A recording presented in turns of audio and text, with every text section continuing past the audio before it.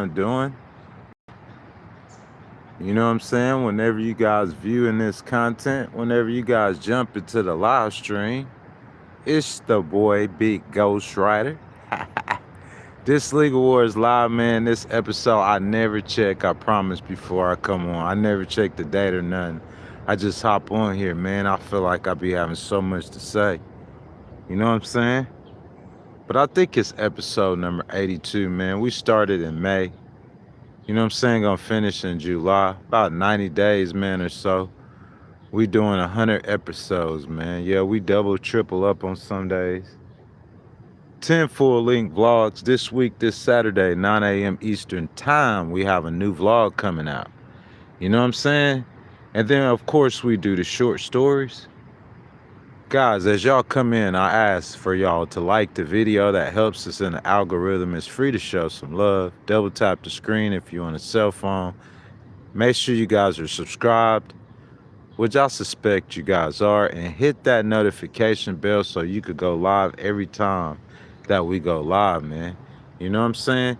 It's your boy Ghost Rider, man. Y'all already know what time it is. I appreciate you guys checking in with me, tapping in with me. It's the truth. It's time to get some truth, man. We talking about truth this morning. You know what I'm saying? You guys know I'm real. You guys know I'm authentic.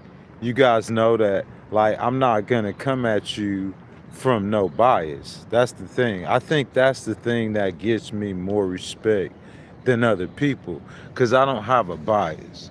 You know what I'm saying? You can't identify me with a party. You can't say, hey, Ghost Rider is a Democrat. Or you can't say Ghost Rider is a Republican, man. Ghost Rider is an independent. You know what I'm saying? And I'm a patriot and I love America. You know? So that being said, man, I'm going to go ahead and we're going to jump into the content, man. It's not really any news that I would say, but I have a particular argument. You know what I'm saying?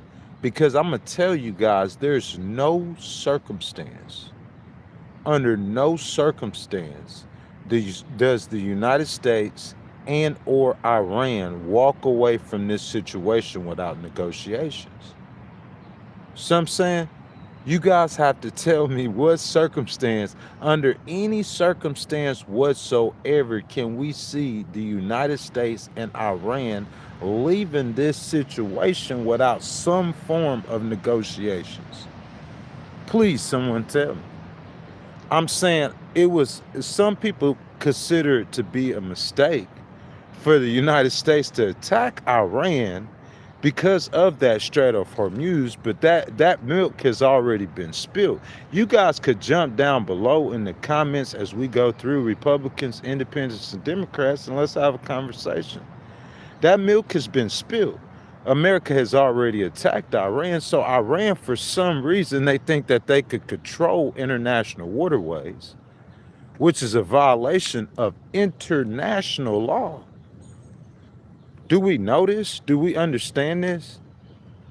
Iran attempting to control the Strait of Hormuz, which is international waterways, is a violation of international law. So my point is this. I'm saying that, in my opinion, there should be say it for me, an international effort to ensure that the Strait of Hormuz is controlled. And I think that helps out in a whole lot of ways in which we're going to detail it. But first, I'm going to start off by telling you guys, President Obama utilized European allies as a central diplomatic mechanism in negotiating with Iran by forming a PS+1 coalition, according to the Council on Foreign Affairs. And this is stuff that most of us guys already know. We're already familiar with this. We're already familiar with the deal that President Obama signed with Iran, and which President Trump tore up. But like I said, whether or not you think it was a good deal or not, I'm saying, to me, I mean, you might be right, you might be wrong. To me, that's not relevant. What's relevant is we are in a situation right now that is really kind of like a crisis. Do you guys agree with this? The situation that the United States is in with Iran, there's nothing else you could say but it's a crisis. So I'm saying we have to move past this point. How do we move past this point? Forget it was President Obama. This ain't about your ego. This ain't about your pride. This is about what was effective and what happened. You see what I'm saying? And I'm trying to tell you that President Obama, he utilized the United Kingdom, he utilized France, and he utilized Germany. Let's take a look at what President Trump utilized. President Trump utilized the Gulf states. He's got a great relationship with the Gulf states due to a lot of business deals with his businesses. You see what I'm saying? He utilized Pakistan in negotiations. And guys, I just want to, I'm a common sense person. I use reason and I'm very practical. We got to compare the nations that President Trump is utilizing to negotiate with Iran, because Iran is some tough cookies, the mediators, the in-betweens. And I'm saying compare them to the United Kingdom, to France, to Germany. I don't believe that President Trump give the Europeans enough respect. Guys, do y'all realize that Germany has the #3 economy in the entire world? Guys, do y'all realize how many Iranians, how many young Iranians are going to Iran going to Germany, excuse me, to go to college and get an education? Germany has massive influence over the Iranians, even though the Iranians might not like the Germans due to them being in the West and due to them being in NATO and due to their relationship with the United States. What I'm trying to tell you guys is listen, the hatred that the Iranian government and the American government have between each other might be too great to negotiate a deal. Y'all want me to run that back to y'all again? We've seen it 3 times. We've seen them sit down 3 times and attempt to negotiate something, and they failed 3 times. So I'm saying the hatred between those 2 nations, you need good, strong mediators to help you be able to cross that hump and be able to get some negotiations, some solid negotiations. I just like the idea of having Germany and France and the United Kingdom alongside the United States, alongside the European Union. I think it's a great idea to include the Europeans in these negotiations. And in my opinion, a lot of the failure that President Trump has had is, number one, not listening to his own intelligence agencies. President Trump's own intelligence agencies, led by Tulsi Gabbard, told him that the Iranians were not about to acquire a nuclear bomb. The President Trump's own intelligence agencies told him that. That's facts. But he didn't listen to the American intelligence. I guess he's listening to Bibi and the Israeli intelligence, and he decides to go and attack Iran. But what I'm trying to tell you guys this morning is that the bigger problem, in my opinion, look, the United States and Iran is going to continue to trade strikes, and we don't know how long this might go on. This might go on for an extended amount of time. We really don't know. We really have no clue how long they're going to fight. We have no clue. I'm saying, in my mind, I cannot honestly see President Trump and the Iranians come to any kind of agreement or any kind of, I can't see it happening in the near future. Can you? I'm saying you are touting a memorandum of understanding for weeks. This is your document that you're touting, and I'm saying you're touting this document for weeks. And I'm saying the document fails. And this is after you attempted to negotiate with them 2 other times and it failed. So I'm saying the focus is definitely on the negotiations, the failed negotiations, I would say. And I'm just saying, like, it to me, you using Vice President Vance was a good look, but I'm saying it's not working. And I'm saying the situation in Iran is indeed complex. You know what I'm saying, with the IRGC and with the Iranian leadership. But what I'm trying to tell you guys this morning, good morning, Bomb White. If you guys haven't liked the video, make sure y'all double tap the screen for me. If y'all hadn't subscribed, subscribe to the channel. Jump down in the comments, man. Y'all join the conversation. What I'm trying to say is that the lack of the use of the Europeans, in my opinion, is making a humongous difference in this conflict. The French have tremendous influence over the Israelis. The French have a lot of influence over the Iranians. The Europeans have more influence over the Iranians than Qatar, than Kuwait, or than Pakistan.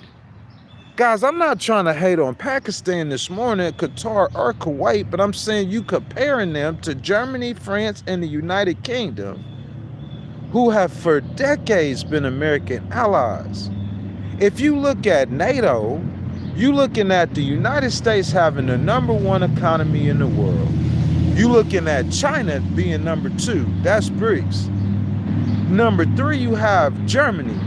I'm saying in the top 7 economies in the world, you have the United States, France, the United Kingdom, and Germany. That's how you rule the world. That's how you be dominant. If you have a problem militarily, trust and believe, listen, the French are not the Americans, but the French military can handle Iran. I promise you. The French used to rule the world. Am I wrong? Tell me where I'm wrong at. That's a little history in here this morning. What about the United Kingdom? The United Kingdom has a navy, man. And I'm saying the United Kingdom, you looking at these countries, these are developed nations. The United Kingdom, you might not look at them as a superpower. They might depend on the United States. But comparing the United Kingdom to Qatar, Kuwait, the influence, the power, that's what I'm trying to tell you. So in my opinion, it's all about the tools that you're using. Guys, we can have a million opinions about President Trump and this situation with Iran, whether you support it or you don't support it. We can have a million opinions, but we still in the situation and we have to get out of the situation. And I'm just thinking in my mind, every time you go to negotiate, they talking about attempting to negotiate again this week. Every time you go to negotiate, that's where your failures are. I started off the live stream saying I don't have to be expensive. It's not really no news.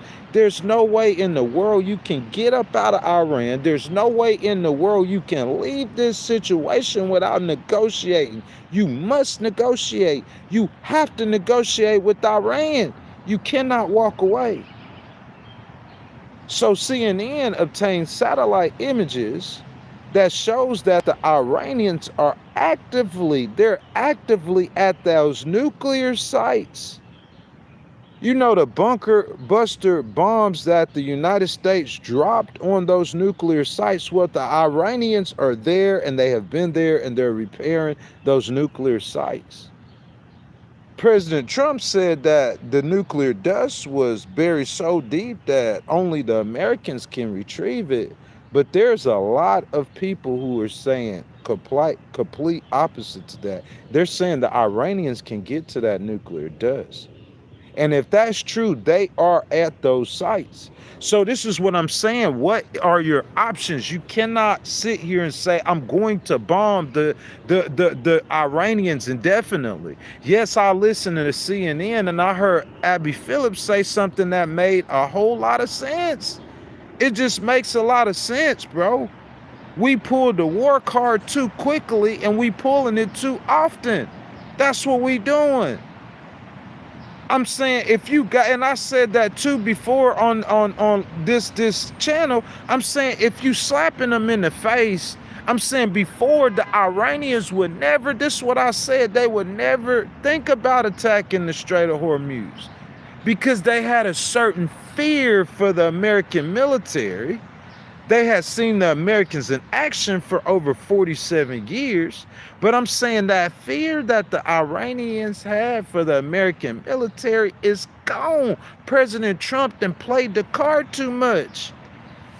That little bully thing, that little bully stuff here, it ain't working.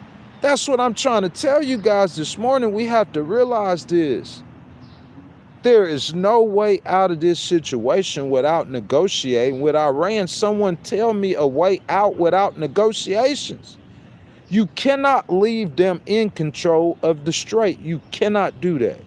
Do I support military action, continued military action? You guys know I've given my strategy for months. When it first started, I said maximum 21-day military action, the maximum 21 days. I said primarily the United States should have just been a protector of Israel against Iranian missiles and drones. The United States, just like in the 12-day war, should have played the mediator, the big brother. Israel crossed the line. They tell Israel to stop Iran. But no, you want to inject yourself into a military conflict after American intelligence told you the Iranians are not about to have a nuclear bomb. That's why I said somebody was writing the wrong answers on the chalkboard for President Trump. Because I know General Kane is telling him the dangers of doing certain things. General Kane told him the dangers of putting troops on Carg Island. But yet and still there's people who are pushing President Trump to do it. I hear it out there in the media. And I'm saying that is dangerous to America. That's dangerous to our democracy and what I believe, because we are about to get involved in an endless war that we can't win. I think I heard them say a propaganda war. That's exactly what it is. The United States want to flex military might and show great weaponry, the best weaponry in the world, and Iran just want to show that at any time they can disrupt the Strait of Hormuz, at any time that they can disrupt the world economy. That's what I'm saying. And President Trump, though, in this situation, getting back to my point, he cannot allow the Iranians to control the strait, regardless of whether he's blundering, making mistakes, shouldn't have got in the war, mismanaged it. We can talk about that at a different time. The point is, where we are right now, the Iranians cannot control the Strait of Hormuz. My question to President Trump, my question to the Trump administration is that, is it the United States' responsibility alone? Because we already know the answers to the question, how much oil does the United States get from the Strait? If we got 50% of our oil from the Strait of Hormuz, our gas price would be about $14 a gallon right now. And the American people would be saying, hey, yeah, go knock their teeth out their mouth. You see what I'm saying? But I'm saying we don't get that no oil from the strait.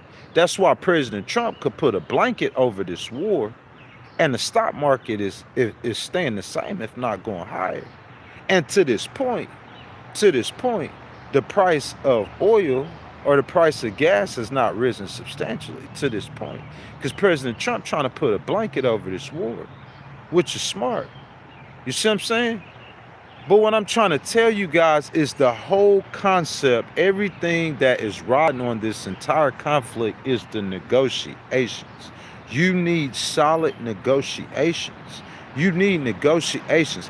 Pakistan does not have the influence to negotiate with, to be a mediator with Iran. Listen, when the Iranians look at the Pakistanians, they look at them as just their neighbor.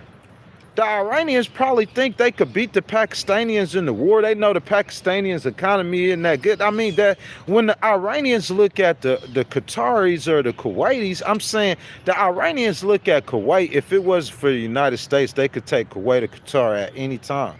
The Iranians, they can't stand Saudi Arabia. I'm saying the nations that you're using as the mediators, I understand President Trump has a great relationship with them, but I'm saying they're not as effective as Germany the world's third economy in the world. They're not as effective as France and the United Kingdom, who are in the top 7 economies in the world.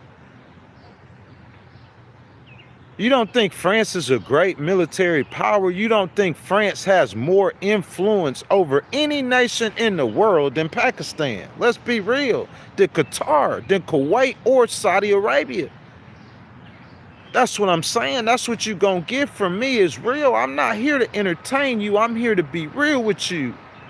And I'm saying whether you like President Trump or you don't like President Trump is irrelevant. America, you have the same problem.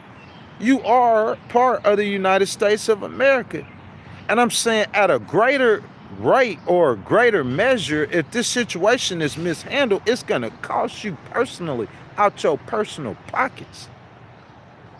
Man, let the investors get spooked and think that they involved in a full-fledged conflict. I'm telling you, that gas gonna go up. It crept up a little bit, but it's staying maintained for the most part to this point. You got to give credit where credit is due. President Trump, he trying to manage the situation. It's a bad situation. Did he get himself in the situation? I'm not going to sit here and take up for him. Yes, he got himself in the situation. But I'm saying at this point, how we get out the situation, I'm going to tell you guys that President Barack Obama, who ended up with a deal with Iran, that's something President Trump never did. Because you can tear up a current deal that the United States is in, doesn't give you any sort of credit whatsoever of you achieving your own deal. Because I'm saying since President Trump has tore up President Obama's deal, it's been years. And he has been president for years. And he has not made a deal with Iran. So President Trump, you have not accomplished a deal. You've made many attempts. From the Iranians' eyes and perspective, you are pretty desperate to make a deal. But I'm saying you haven't made one. So I'm talking about the one who did make a deal. He utilized European allies as a central diplomatic mechanism, a tool. I have Germany, who might not have a close relationship with Iran, but they have a better relationship with Iran than the United States. That's facts. I said earlier on one of the shorts, on Instagram, I believe, guys, make sure y'all follow my Instagram channel. The link's in the bio. I think I said, though, that it's quite possible that the Iranians and the American governments hate each other too much to make a deal. It's quite possible that President Trump, at the helm, going against those crazies, will not be able to come out to a workable solution. Because I'm saying, or it might take months or years of extended fighting. Because what I'm trying to tell you guys is we've seen it over. Listen, when did he first bomb? He first bombed them last summer, 2025. He first started fighting with Iran last year. And they still fighting to this day. Oh, we hit 90 more targets. And I'm saying, like, America keeps hitting the targets. And I'm saying, yeah, that might put some dust and shake some dust on Iran, but they gonna shake it off. You see what I'm saying?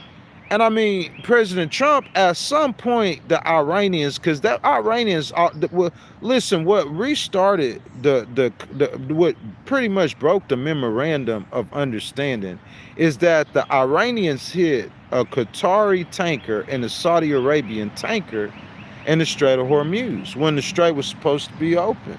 So the Iranians clearly violated the memorandum of understanding. I'm saying they got 20 days of sanction relief. They violate the memorandum of understanding, and so they hit a Qatari and a Saudi Arabian tankers trying to send a message. No respect for them. So they come back and they apologize and they say, oh, that's just some rogue group in the IRGC. It's just a rogue group in the IRGC that hit the tankers. You know what I'm saying? We didn't mean to hit the tankers. We don't really know who got the power structure is off, and President Trump, you and Mr. Benjamin Netanyahu are to pat yourselves on the back for killing that 87-year-old terrorist leader who I'm saying was holding it together. I'm saying when you was negotiating, even though it was tough, but when you was negotiating with the 87-year-old, you wasn't questioning who was in charge. But you decide to kill the 87-year-old. And I'm saying we're going to talk about that strategy with Venezuela. We talking about that on Wednesday. Because I'm saying you killing their leader or the leader that they have, that's an unnatural process. And I'm saying you sit there and it's like you create a mess and there's a mess still there that who's going to clean that mess up? Whose responsibility is it to clean the mess up? If you made the mess. And I'm saying I don't see how you do it with Pakistan. I just don't see the influences there with the Iranians. Why would, I'm saying, listen, not only is the French economy in the top 7 in the world, not only does the French have, you know what I'm saying, nuclear weapons, not is the French a part of NATO and an ally of the United States, not only is the French are better liked than by the Iranian government than the Americans, not only is the French, they got a bit more influence. You don't understand that. But I'm saying the French got an aircraft carrier too. That's what we not talking about. We talking about France used to rule the world. You don't remember Napoleon? Y'all didn't study history. I'm talking about France. If they get in a scuffle with Iran, I put my money on France. France gonna handle them. I can't be as sure about Pakistan. Pakistan just got nuclear weapons, but Iran is that they don't have the respect. You got to understand that Pakistan is their neighbor. That's like their next door. That's like their brother. They don't have the respect for the Pakistanians. And the Iranians really, literally, even though they are neighbors with the Qataris, the Iranians really, literally look at the Qataris as a smaller state that they could control at will if it wasn't for the United States. The Iranians look at the Kuwaitis as a weak, smaller state that they don't, the respect level isn't there for you to use those Gulf states to negotiate. You are going to these little, small, rich states that you make a lot of money from in your personal business, and you trying to use them who have very minimum this much influence on Iran to mediate or get them to come to a table. That's why when they come to the table, they come into the table with the same disrespect, because they don't have no respect for Pakistan, really. They might kind of like Pakistan, but they don't respect them like that, not like a power. They don't have respect whatsoever at all for Kuwait or Qatar or none of those little bitty states that you use to negotiate with them. No respect. How much respect do they have for President Trump? We don't know. But that's what I'm saying. That's the problem. It's no respect. In a million ways, the United States needs NATO. In a million ways, the United States needs their allies. It makes no sense. You are invincible with Germany at your side, with Germany, France, Italy, the United Kingdom, Germany, France, Italy, and the United Kingdom. The United States is invincible. You talking about top 7, 8 economies in the world? The Italians have like expert mountain troops, great mountain troops. They could be of great value if you really had to go through some extensive situation in Iran. You see what I'm saying? You have the United Kingdom, they have an Air Force. The United Kingdom and France, they both have an aircraft carrier. So they can help the United States. The United States is using all of its resources with a military buildup off the coast of Iran in the northern Persian Gulf. You see what I'm saying? attempting to do something that they almost have to do because you cannot allow the Iranians to control the strait. How do you get this done? I don't think it's going to get done with the United States alone. I do not think that. If I had to make a prediction, that's the prediction that I'm making. I don't think Qatari is the answer. Listen, if I tell you that President Trump got on the phone and talked to Xi, the leader of the Chinese nation, and they came to some kind of wild agreement, and Xi said that, came out publicly and said that he wants the Iranians to go back to pre-war levels and let the strait be free tomorrow. What you think the Iranians gonna do? If it was Xi on the phone, you get that? Let's be real. If President Trump called Xi personally and said, "Hey Xi, listen to this, man. Don't tell nobody.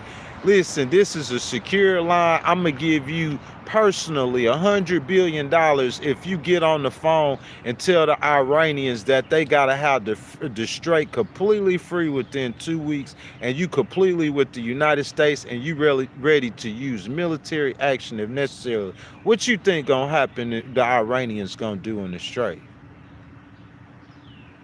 That strait gonna be free. I could promise you that. Because he got that much respect for China and for Xi. You see what I'm saying? Look, it ain't like he don't know that the United States can inflict pain. He trying to inflict pain of his own. It's not the same pain. He not trying to muscle up the same way against the United States. It's about that strait. It's all about that strait. Now, it's about the strait. The war ain't about the nuclear material. That's why you could tell President Trump that the Iranians are at that nuclear site and they can dig out that nuclear material, and he not gonna pay attention to that because the strait is really the problem. The strait is directly connected to his complete economy, his everything. It's about the strait. The strait is what's on TV. That's what all the cameras in the world, like the gas prices, is connected to that. That's what everybody is paying attention to, the Strait of Hormuz. I'm saying, listen, I started the live stream like this, man. It's been 30 minutes, man. And I'll get down in the comments. Good morning, Mr. Don White. You know what I'm saying? If you guys have not liked the video, y'all make sure y'all double tap the screen for me. Like the video, subscribe to the channel. If you hadn't hit the notification bell, hit the notification bell. We on the Upper West Side of Manhattan out here in Central Park, man. You know what I'm saying? This is the day the Lord has made. I will rejoice and be glad in it. You know what I'm saying, guys? We are also promoting those channel memberships. I'm trying to sell those channel memberships, $2.99. We got 39 channel members. If anybody want to donate to the channel, that's the best way to donate to the channel, is hitting the button with the $sign and becoming a member of the channel, where you can watch the new vlog, We the People Tax the Rich number 9. I'm still on that We the People tour in my mind. Tax the Rich number 9, man. You know what I'm saying? It's gonna be released on Saturday. You become a member of the channel, you could watch it today, man. You know what I'm saying? Someone says, who is this? I'm sorry, OG Woo, I can't pronounce that. OG says the government handles wars horribly, but done right for the right causes. Man, I can't say the government always handles wars horribly. I'm saying the government has handled wars horribly, and that's Democratic and Republican administrations. However, we cannot accuse President Trump for the decisions that he's making, namely him completely shoo-shooing and foo-fooing the world's third economy, who has a built and a respected military. We're talking about Germany. We're talking about the United Kingdom, London, the Iranians. London is their city, the Iranians. You have a lot of Iranians in America. You have a lot more in Europe. You have a lot of Iranian nationalists in America. You have a lot more in the combination of Germany, France, and the United Kingdom. That's the key. Listen, if it was a problem, President Trump made a very futile attempt to get the NATO allies to join the war. Hey, y'all need to come help. Crying and pouting. I'm saying that's not a real. Well, listen, in my opinion, listen to this now. Listen to me now. In my opinion, he need to be sending Steve Witkoff and Jared Kushner to negotiate with, guess who? The Europeans. That's where you need to start. That's how I would do it. I'm gonna go get the United Kingdom, I'm gonna go get France, and I'm gonna go get Germany, and I'm gonna go get Italy. And I'm gonna build a coalition. That's gonna get some heat off your back. That's gonna put some relief on the American munitions. That's gonna put some relief on the United States having to spend so much money. This problem is not a problem for America. This problem is a problem for the entire world. If someone, a journalist, someone off the cuff asks the French, the Italians, the Germans, or the United Kingdom, the British, if the Iranians should be able to have control over the Strait of Hormuz, all of those European nations who in unison agreed, by the way, that the IRGC is a terrorist network, all of those European nations would collectively say that there is no way in the world they can see a solution where the Iranians have control of the Strait of Hormuz moving forward. It's impossible. So I'm saying that responsibility in international waterways, who's responsible for enforcing international law? President Trump is doing this completely wrong. He's trying to be like Superman. He's trying to be Superman in this situation.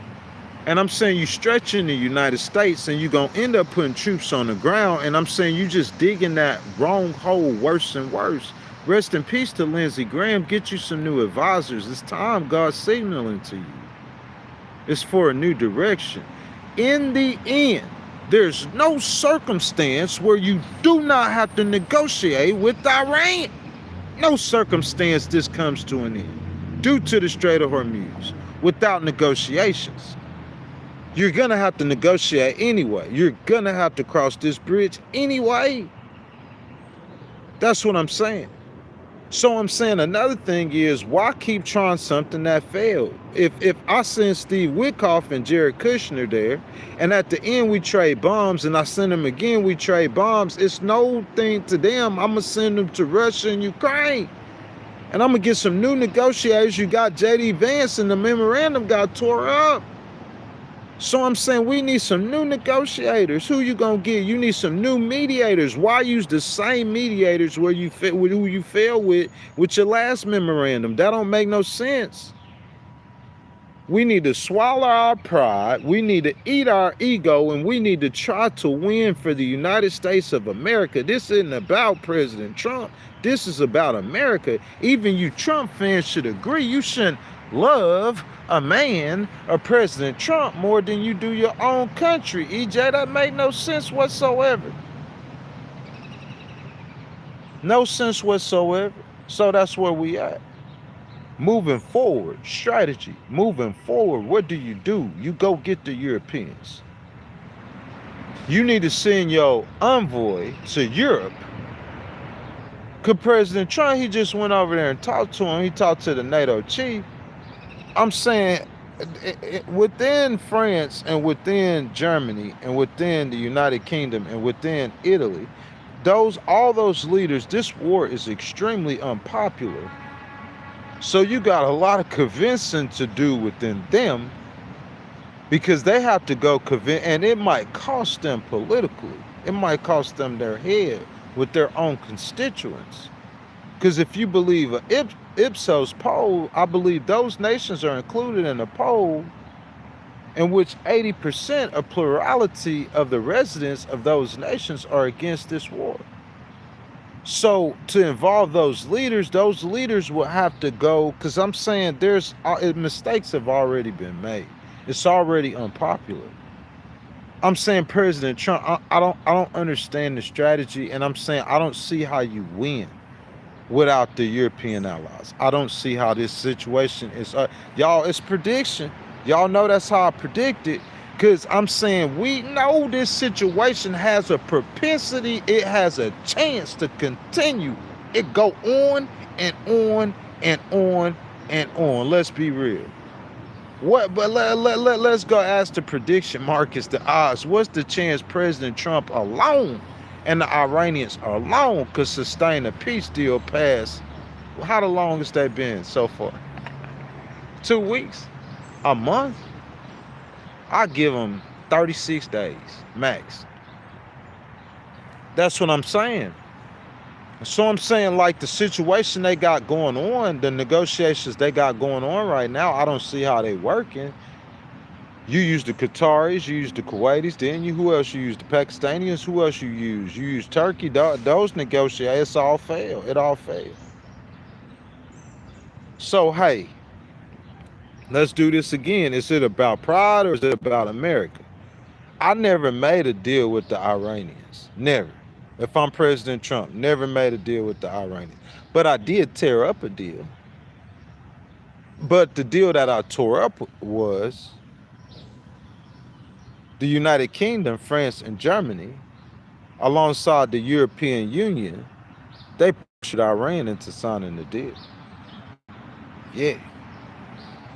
Germany, France, and the United Kingdom in the European Union, they pressured, they got weight, they got power.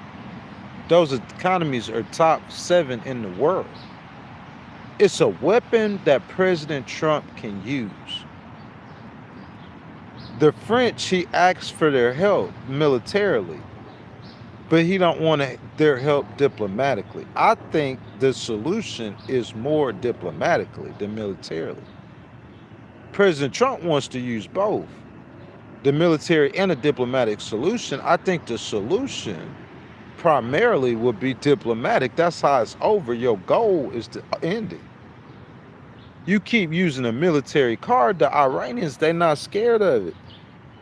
So it's like you are almost out of options.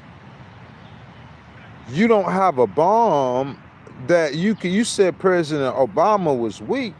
But I'm saying President Obama, he could scare the Iranians to bomb them for them not to. He'll tell you, I don't think I think that's what happened. The Iranians never attempted to control the Strait of Hormuz under President Obama. They never tried it.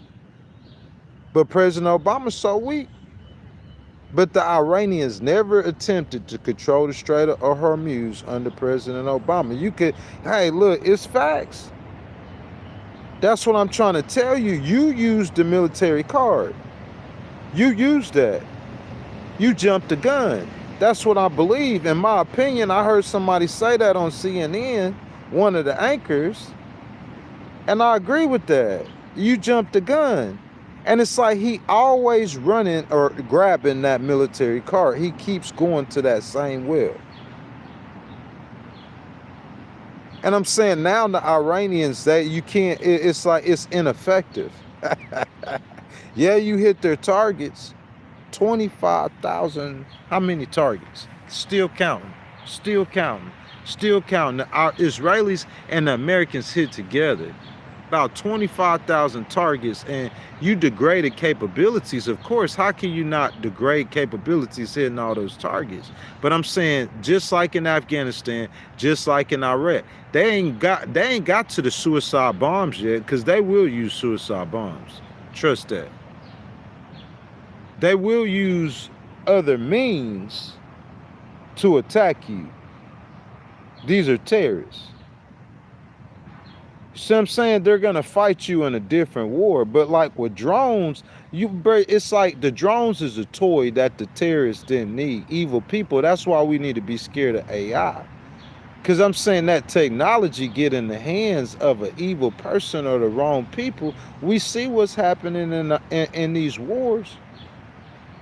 Now you got this terrorist regime and they flying drones. CNN is a Democratic channel. EJ, I disagree with that totally. No, it is not. CNN has a lot of Republicans And CNN has a lot of generals who support fighting this war that come on that I disagree with all the time. So even if it's a Democratic channel, as you say, they give voice to Republicans or they give voice to the other side. You know what I'm saying? One of CNN's top pundits is a Republican, Scott Jennings. So I don't see how you can say CNN isn't fair or isn't about as neutral as it could get.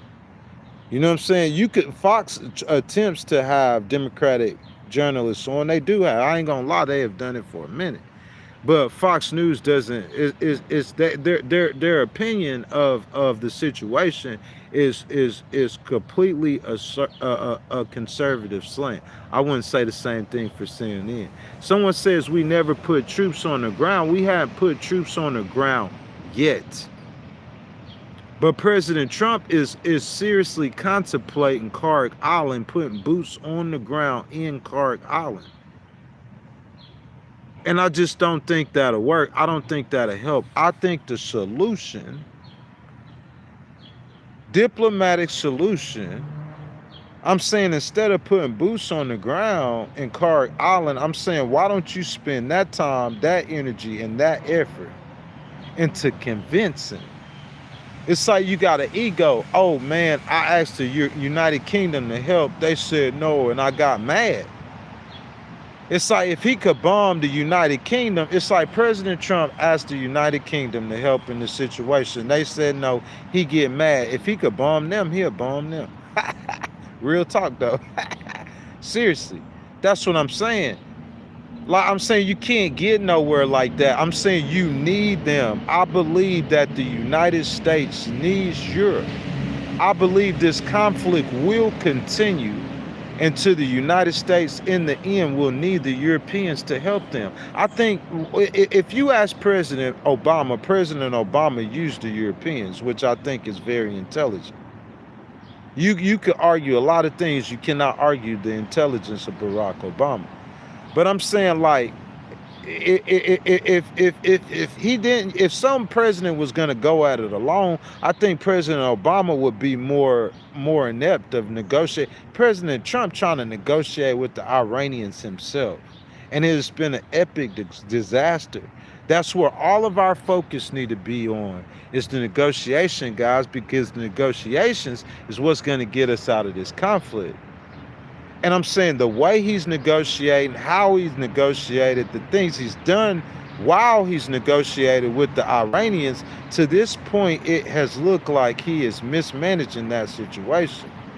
And if you add on it, if we go back and we look at what's actually happening on the ground in Venezuela, like we're going to do on Wednesday, because Anna Navarro says, listen, this is what I'm saying. The two earthquakes that happens in Venezuela, right? That's not something President Trump had any control over.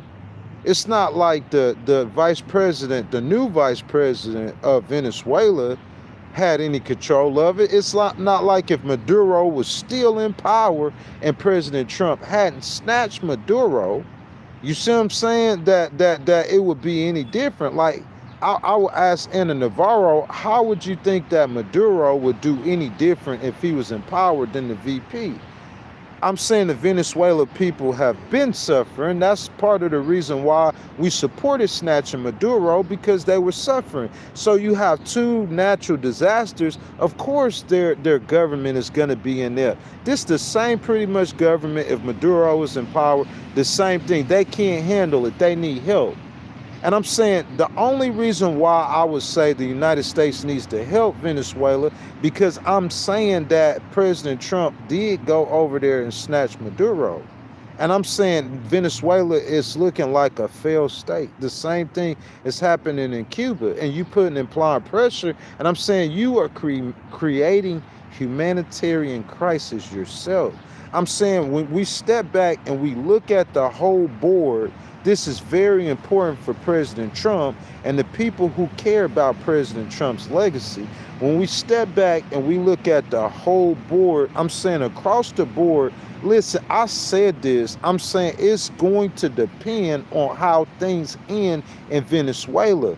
It's going to depend on how things end in Venezuela. That's how he's going to be judged. Those natural disasters do not help that situation at all. Those people are suffering. That's not his fault. But he did interject himself in the situation. He's interjecting himself into Cuba. He interjected himself in Iran. You're going to be judged as the result. If they all turn out to be epic disasters, you'll be judged likewise. President Trump said he don't want to be looked at like Herbert Hoover. That's what I'm saying. All y'all Trump fans, y'all feel a certain way. Y'all just think Iran is like Iraq or Iran is like Afghanistan. And America could just make the same errors over and over and over, and it just gets shoo-shoo and foo-foo. But for some reason, and the people who know me know, this Iran situation, I just feel it's different. It just feels different. The American people didn't support it from the beginning. It feels different. It just seems different than the other situations America has been in. And the opponents of President Trump, they're going to say, hey, Ghost, you know, the difference is the leader. It's the way he's handling the situations. That's the result of it being a complete mess. Because that's what it's looking like. So I think for President Trump, I think including getting the expertise of the French and the Germans and the English, the British, I think that will help him in his efforts to bring about a substantial peace or deal with the Iranians to get things back to pre-war levels. Because I'm saying I don't know if the Iranians and President Trump can get this done. Their hatred might just President Trump, just like you said, Putin and Zelensky hate each other too much. Well, we know the new supreme leader, he can't stand you. I mean, you killed one of his daughter and his daddy, and you disfigured him, President Trump. You know he can't. He hates you way worse than Putin hates Zelensky. And the new supreme leader, President Trump, hates you way worse than Zelensky hate Putin, and you gave him the reasons to do so. You gave him the reasons to do so. Facts. You got to realize this. You got to understand this. And President Trump don't see. He call them scum. He say he gonna wipe them off the face of the earth. So President Trump, he's not too fond of them either. And we know how he is too, with his attitude and stuff. So I'm saying, y'all show me how, if we making a bet, would you put your money on this? How many times is it this seems like a situation that's going to go on for a little while. Even if they're saying they're going to get to negotiate, it just seems like a situation militarily that'll go on for a little while. I don't see the resolution.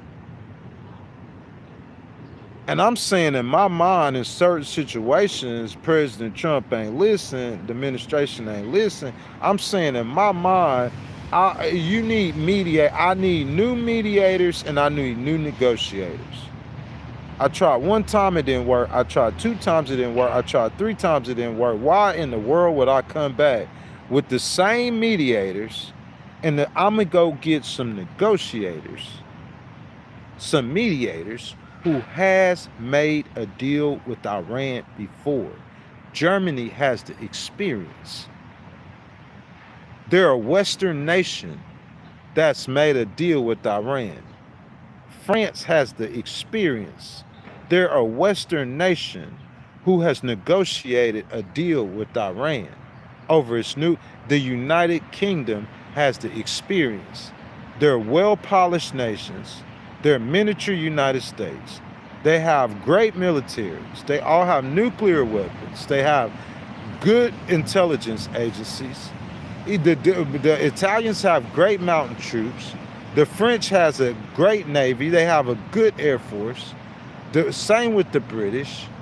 You see what I'm saying? The Germans are building their military and their economy is 3rd in the world. As a matter of fact, all of those nations are top 7, 8 economies in the world. It don't make no sense not to use them to negotiate.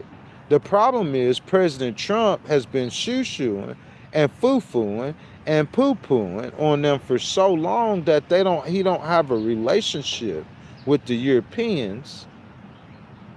That's his own fault. You got to repair that, man. You got to swallow your ego. You got to swallow your pride. You got to go get your little brothers, and you got to get this done. The Europeans are better liked by the Iranians naturally than the Americans are. When I heard the supreme leader when he was live, the great evil, the great Satan was not Germany. The Iranians, the great Satan is not France or the United Kingdom.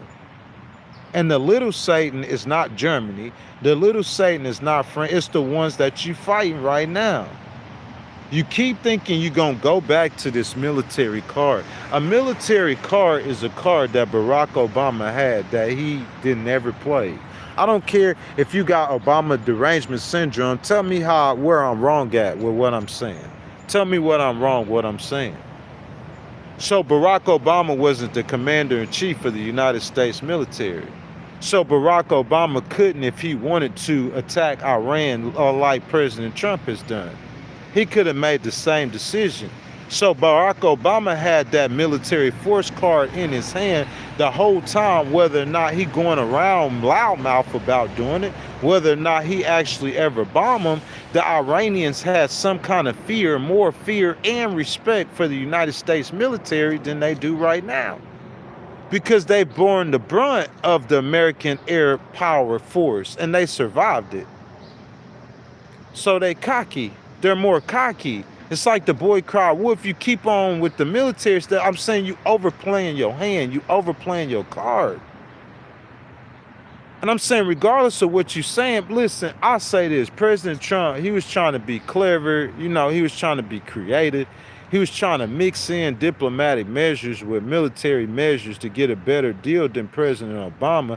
I'm saying, in the end, bro, it's the way it's gonna look, bro. It's an epic failure. That's what it looks like. It looks like an epic failure. And I told you why. I'm saying you got your own document that you going around, that you promoting, your memorandum of understanding, that in the end, you say it's no good. That looks like a failure to all Americans. That's what it looks like. It looks like a failure to a greater extent to the Chinese and to the Russians and the Iranians. Now the Iranians, they have less respect for President Trump than they would probably Kamala Harris. You think I'm lying? It's not only less respect for him, they have a greater hatred for him. Listen, the Iranians didn't like President Obama either. I don't never remember them saying that President Obama was on their kill list, but the Iranians have a very, very, very, I'm talking about, the hatred is so thick. How can you have, as your lead negotiator, to negotiate with the Iranians, the man that because I'm saying it's like President Trump is the lead negotiator, because he is always like in the mix of, I'm saying he don't need to be in the mix of the negotiations. The negotiations is how you get out the war. They can't put those two things together. He thinks it's got to be on TV. He thinks that it's got to be what the Iranians said and what we said, and they scum, and when the CNN and them ask you the question, you got to foo-foo them, man. Like, man, I'm not even involved in those negotiations no more. We got a team of great experts who's negotiating with the Iran. Because if you're not coming on TV and talking about it, why would they be coming on TV and talking about it? Maybe people go ask them, but I'm saying if President Trump is not responding to any kind of questions that's going on about Iran, I don't see how it becomes news. It's news when they ask President Trump and he starts saying they scum and he gonna wipe them off the earth. And I'm saying he issuing these threats that the commander-in-chief, I'm saying I just don't think it's a good look. And I don't know if he's going to change. He's got to be on the center of the negotiations. He got to be the one doing it, because he the Mr. Art of the deal. You know what I'm saying? So that's just the way that, I don't see how in the end you are going to, I don't see you not going, China ain't going to negotiate. China will never negotiate they're going to let Iran control the Strait. That's what I believe. I don't believe China will never negotiate a solution to this. I think the Chinese are okay with the Iranians controlling the Strait. Why wouldn't they be?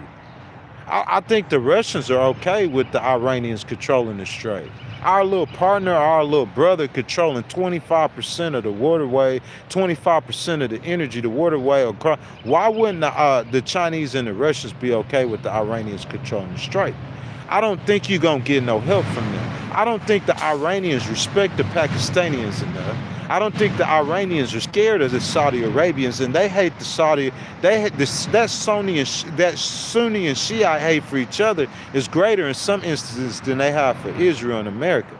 So I don't think the Saudi Arabia. I don't think you get no solution with nothing that you have on the board. That's the problem. See, this is strategy session. They're not going to try to help you. They just going to talk about you, and they're going to point out your mistakes and your blunders. I'm going to point out the mistakes and the blunders, not to the extent that they are, but I'm giving you strategy moving forward. This is what you need to do. The Europeans are going to have to save you out this mess. Bottom line, you're not going to be, I don't think he could do it without Europe. That's my personal opinion. Not President Trump. I think President Obama, if he was in a situation with President Trump, President Obama, by the way, you guys, we started off the stream talking about it. Been about an hour, you know what I'm saying? This hour is more about reading the comments, but it's been about an hour. We talked about the stream talking about it. President Obama, he used the Germans, he used France, he used the United Kingdom and their influence. Top 7 economies in the world. He used them to be able to negotiate a deal with Iran. On the other hand, it looks like President Trump, he don't want to use the Europeans. He's been shoo-shooing and foo-fooing on the Europeans. And instead, he chooses to use Qatar, who's a very rich country, but it's a very small country, and it's not respected by Iran. He chooses to use the Kuwaitis. He chooses to use the Pakistanis, who is a bigger country. But I'm saying they're not respected like that by the Iranians. But the Germans are. Third biggest economy in the world, behind the United States and China. The United Kingdom is. The United Kingdom militarily can deal with the Iranians by themselves. They'll have a more difficult time than the Americans, but I'm saying militarily, France can deal with the Iranians by themselves. France got an aircraft carrier too. They got battleships too. They got modern technology and planes and everything America got. France, the United Kingdom, and Germany, there are many Americans. There are many Americas. They have their influence. They're closer to Iran. They're less hated by the Iranians than the Americans is. Barack Obama is just he's just intelligent, man.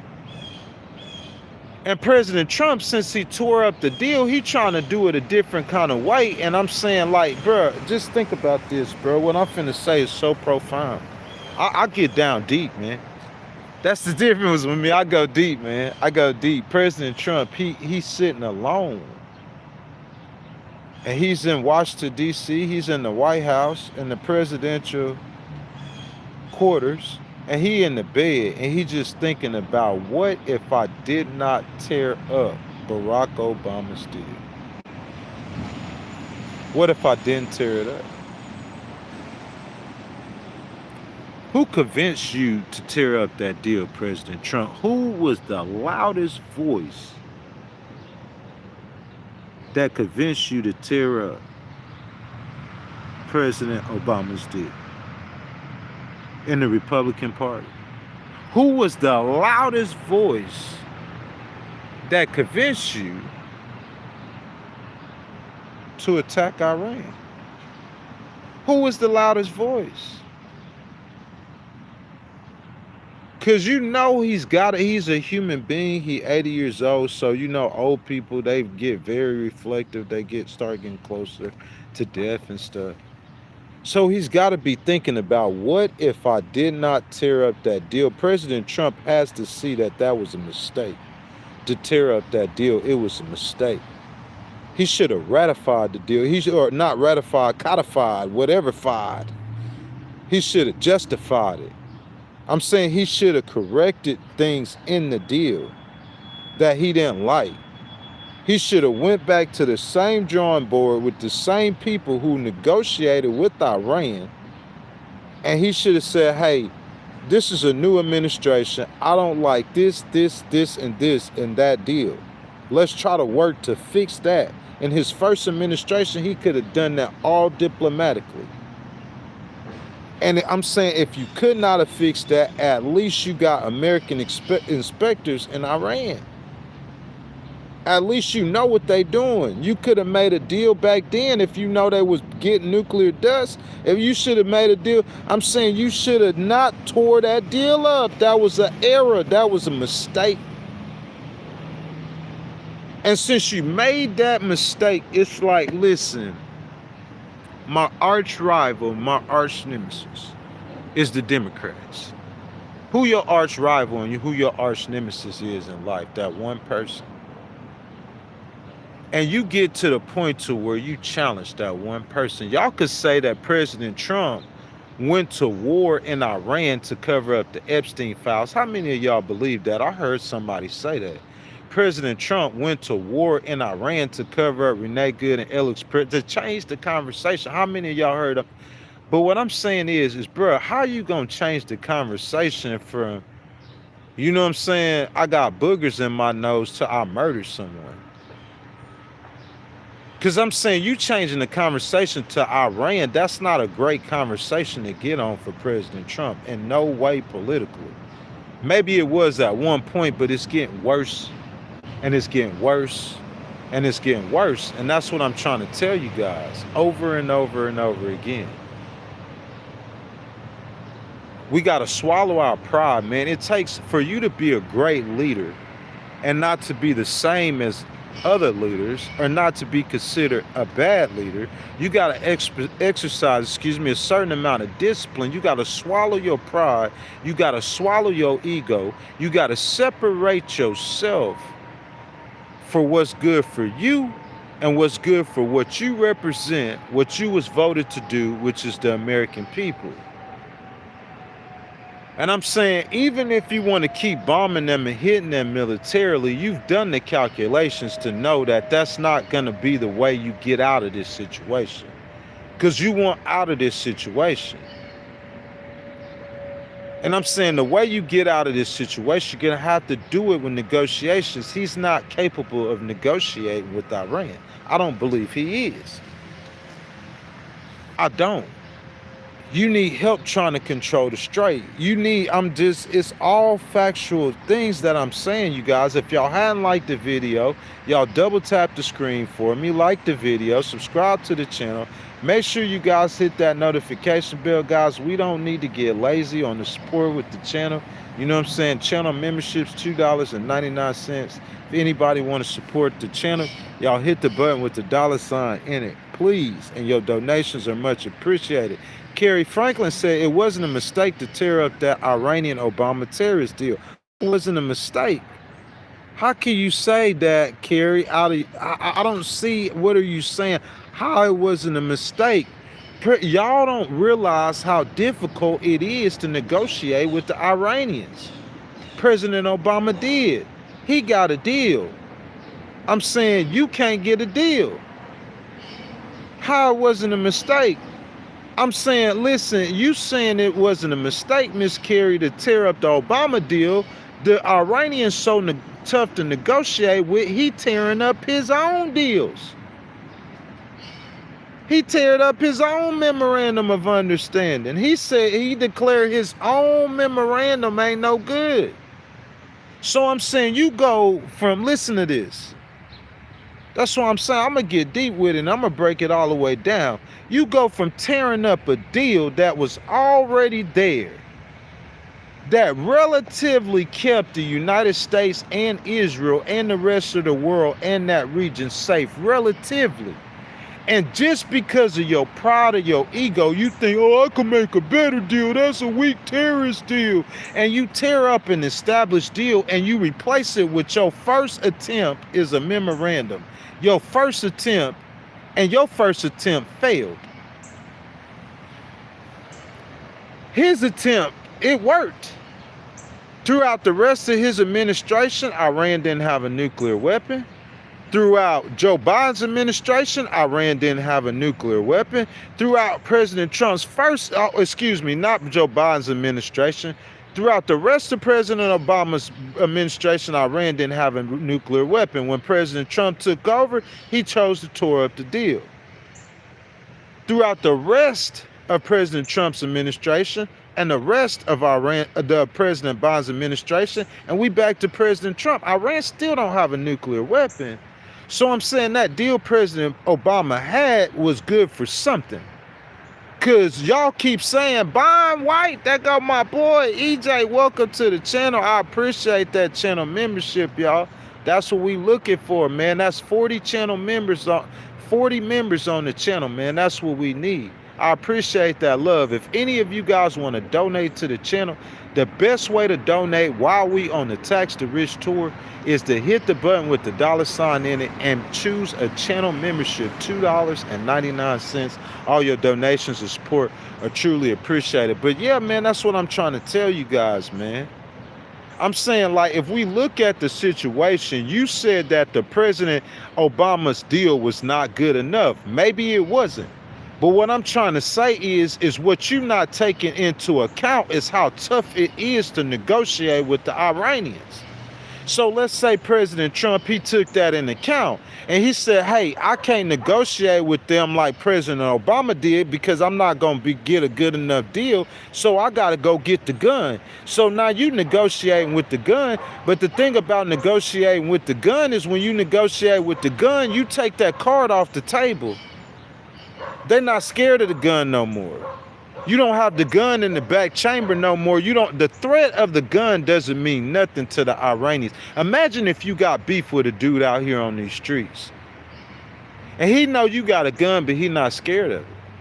For whatever reason, maybe he got some bulletproof armor or whatever. He's not scared of you having a gun. I'm saying that's what situation President Trump is in. He in a fight with a man who's not scared that he's armed. And I'm saying you're not going to kill him with your gun, too. You know that, and he know that either. I mean, President Trump, he's not going to be able to kill off the administration. We have tried this over and over and over again. Sing it with me. Over and over and over again. Over and over and over again. Over and over and over again. We talk about it over and over and over again because we making the mistakes over and over and over again. How else I'm going to say it? I don't know how else to say it. I don't know how else to say it. You tore up a deal, you make a deal, and you tear up your own deal too. You tear up President Obama's deal, you don't realize how hard it is to make a deal with these people. You make your own deal using the military and stuff and weapons, and then in the end, you tearing up your own deal now. You'll wind up with Obama's deal. He ain't gonna get Obama's deal again too. And you know what, ma'am? He gonna do what President Obama did. He's gotta go get the Europeans to negotiate. But they hate him. And he hates them. You gotta swallow your pride and swallow your ego and recognize one of them, because it's not about him, it's about America. It's about us. That's what we elected him for, to help us. You see what I'm saying? She knows. Yes, ma'am, you too. The people know. You're not fooling the American people. The American people got the whole number. The American people got the whole number.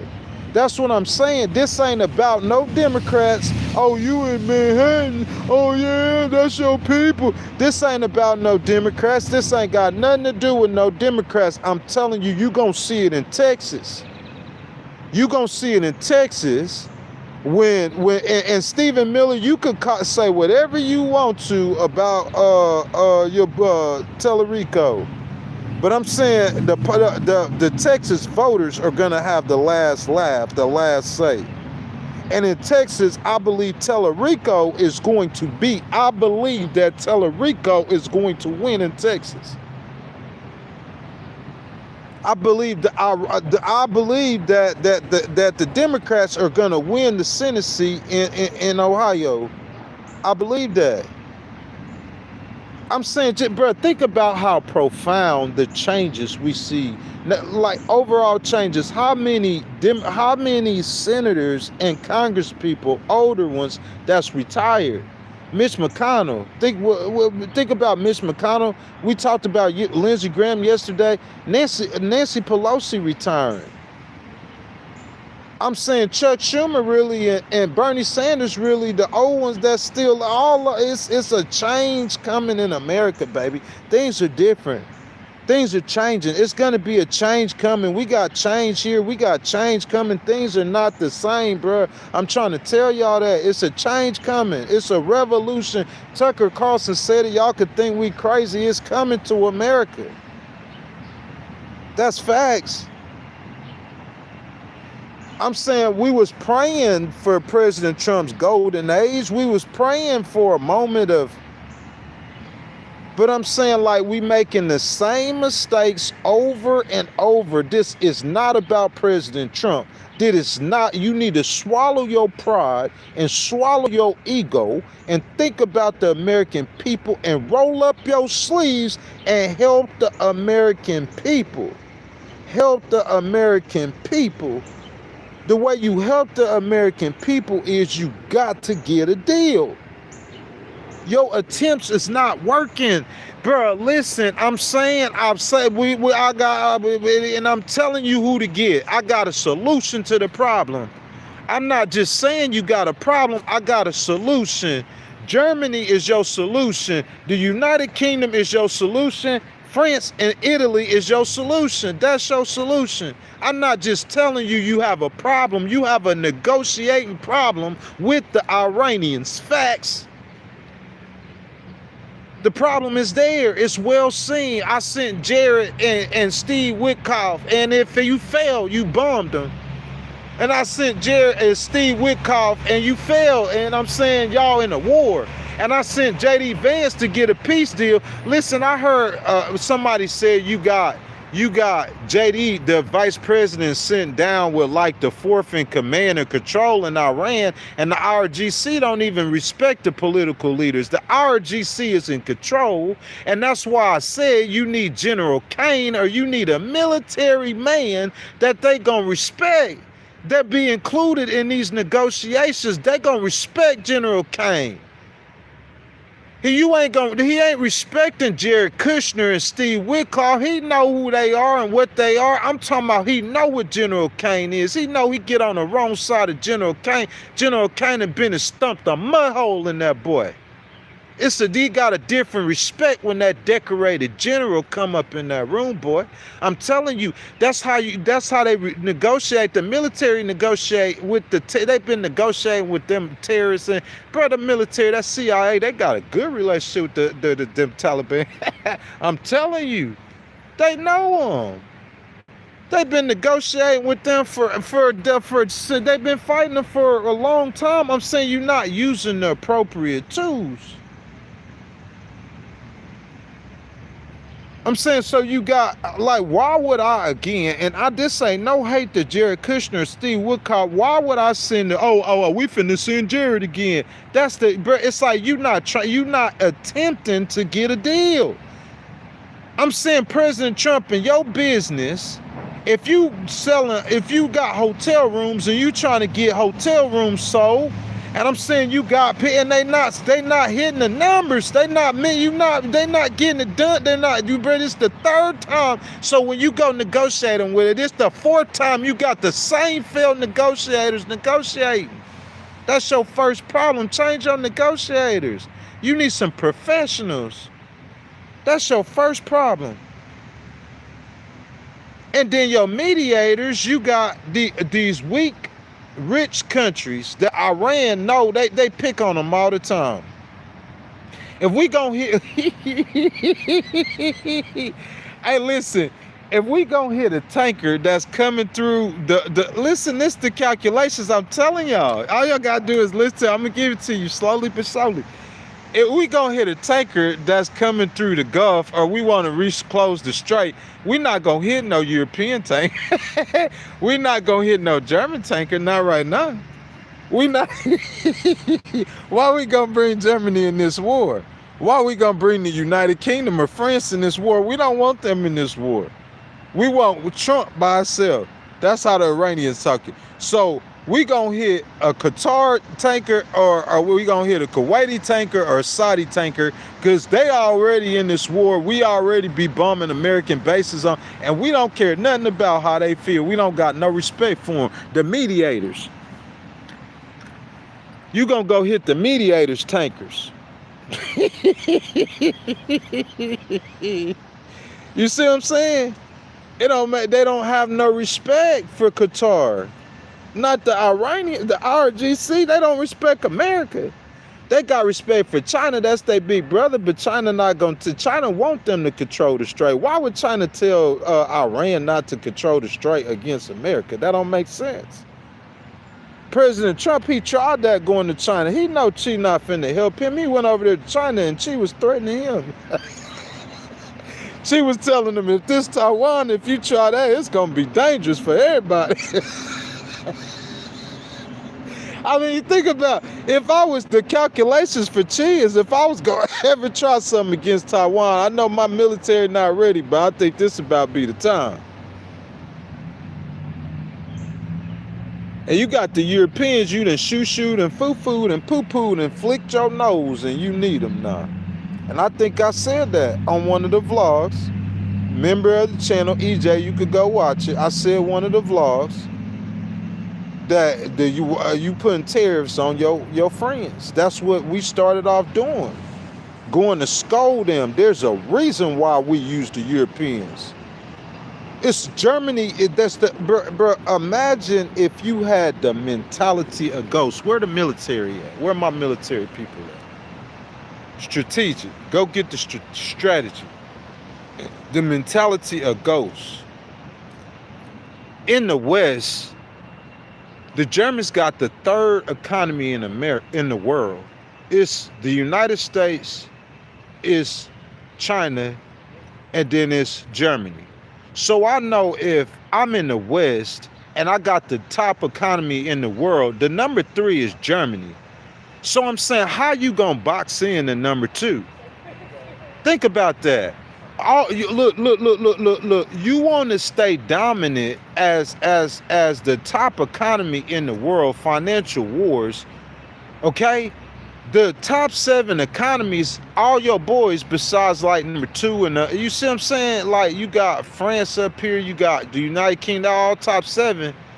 I'm saying you trying to box in China, but you gonna start a fight with your friends while you declared a war, a financial war on the whole world. He put a tariffs on the whole world.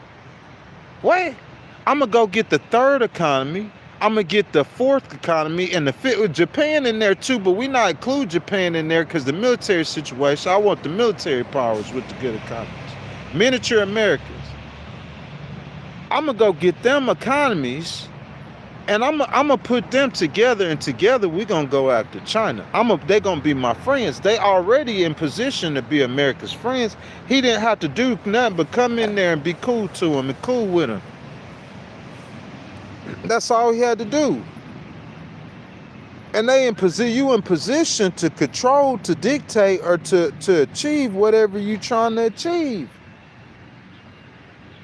But instead, like, the world's 3rd economy who could help you with Iran, you ain't, they don't want nothing to do with you because of how you are. The German chancellor on down. NATO got to plug their nose and put up with you, but Macron, like, he ain't really trying to fool with you. And Starmer, he done out the door, he already gone. So the United Kingdom, them liberals who finna, they ain't gonna want to. And the Canadians, you don't understand the relationship, you know, and and I'm saying, so all the countries that have influence in the West outside of America, there's no other Western countries that are helping to negotiate. That's the problem. That's the whole problem. You thinking that you like trying to be Superman or Batman. What Obama went and got, it was 5 nations that negotiated with Iran, okay? George Bush went and got the coalition of the Williams. When he went to war, he had more nations with him than Obama. I mean, he went in there 42 countries in every war he fought. The same coalition of the willing.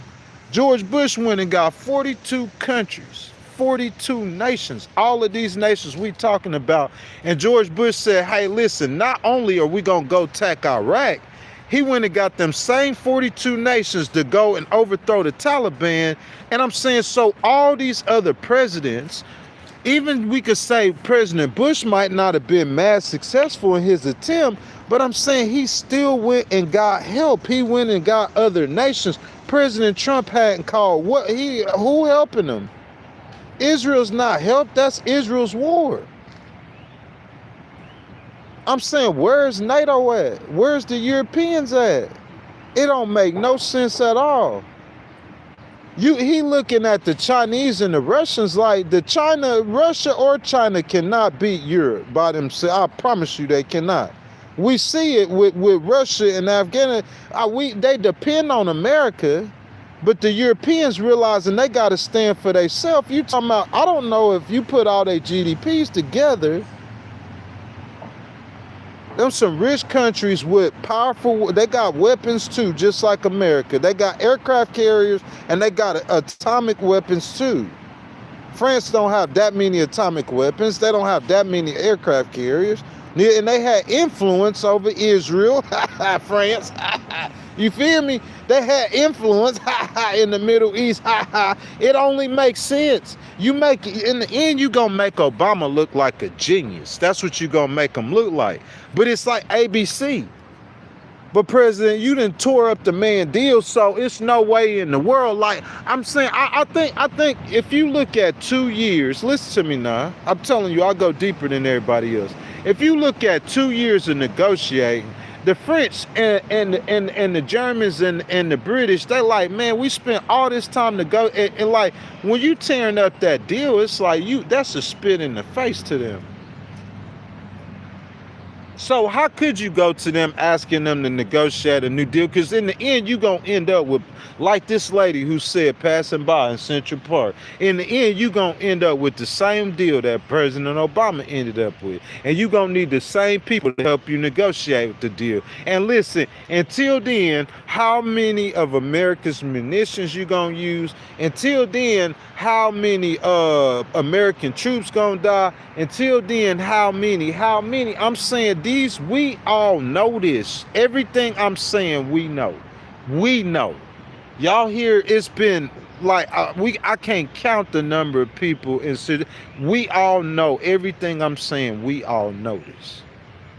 So I'm saying if we the American people know this, if the average person in America who's updated on political affairs, if they're recognizing this, I'm telling you, the next time Ipsos and Reuters and CNN and them do polls, there's going to be an upswelling or uprooting of people who are saying that President Trump is mismanaging this conflict. It might be 80% of the people who's saying that because it looks like mismanagement. And if you need any in his business, listen, it ain't about no pride. See, it's about pride because he ain't got no money on the line.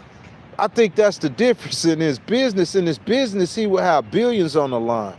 So, I mean, we all know this. In your business, I'm at Trump Towers. I'm going to hire people with skills in sales in order to sell those apartments or them hotel rooms.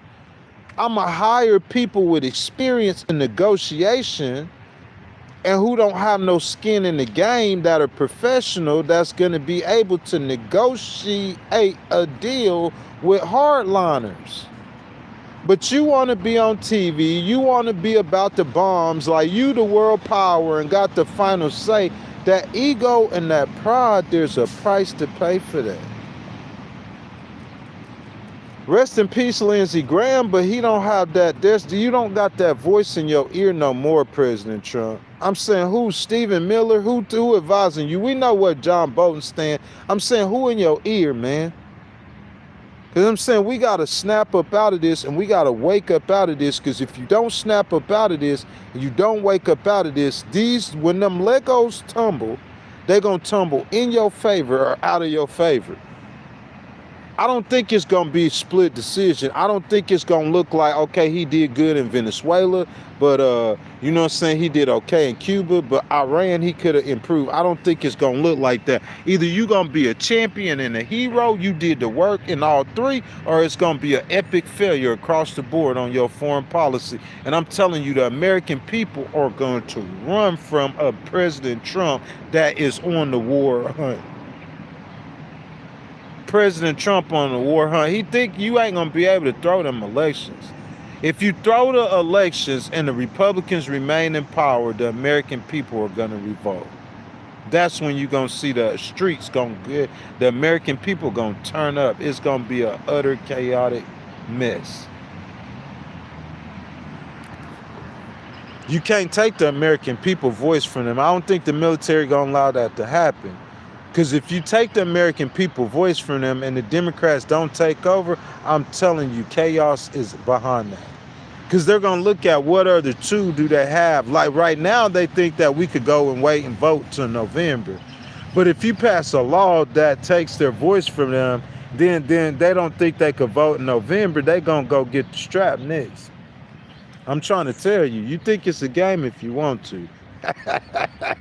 Like 50 Cent say, go grab the strap. Out here in Central Park, man, on the Upper West Side of Manhattan. If you guys have not liked the video, I ask that y'all double tap the screen for me, like the video, subscribe to the channel, hit that notification bell, guys. We added 1 channel member to the stream today. You know what I'm saying? The best way for you guys to donate to the channel, you know what I'm saying, is to become a member of the channel. You can do so by hitting the button with the $sign in it. Channel memberships, they're only $2.99 a piece. EJ says, under a democratic cities, illegal have homes while black and white Americans remain homeless. We're going to talk about that for just a second, EJ.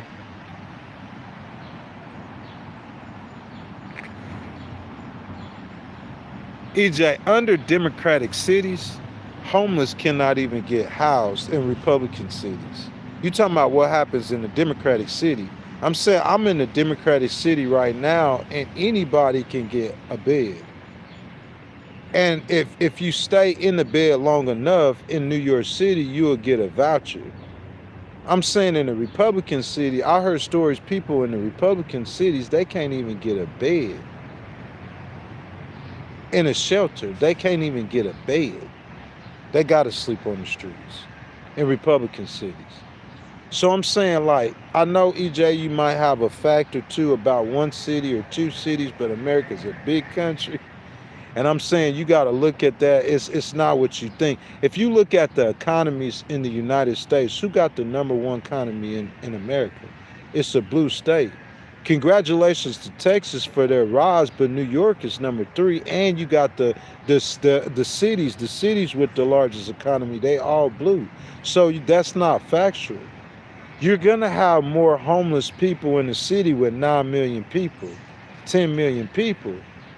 Well, your closest city, Houston, ain't got 3 million people. Chicago don't have 3 million people in it. You see what I'm saying? Your closest city is half the size of New York. You're going to have a lot of homeless people. But I'm saying they give everybody, anybody who wants a bed in this city can get in a bed. That's not like that in blue states and blue cities. And blue cities, I know a dude, I ain't going to call you a city name. In red states and red cities, excuse me. I know a dude in a Republican city, he said he had to call, he's sleeping on the beach. And he calling every single day trying to see if they got a bed for him.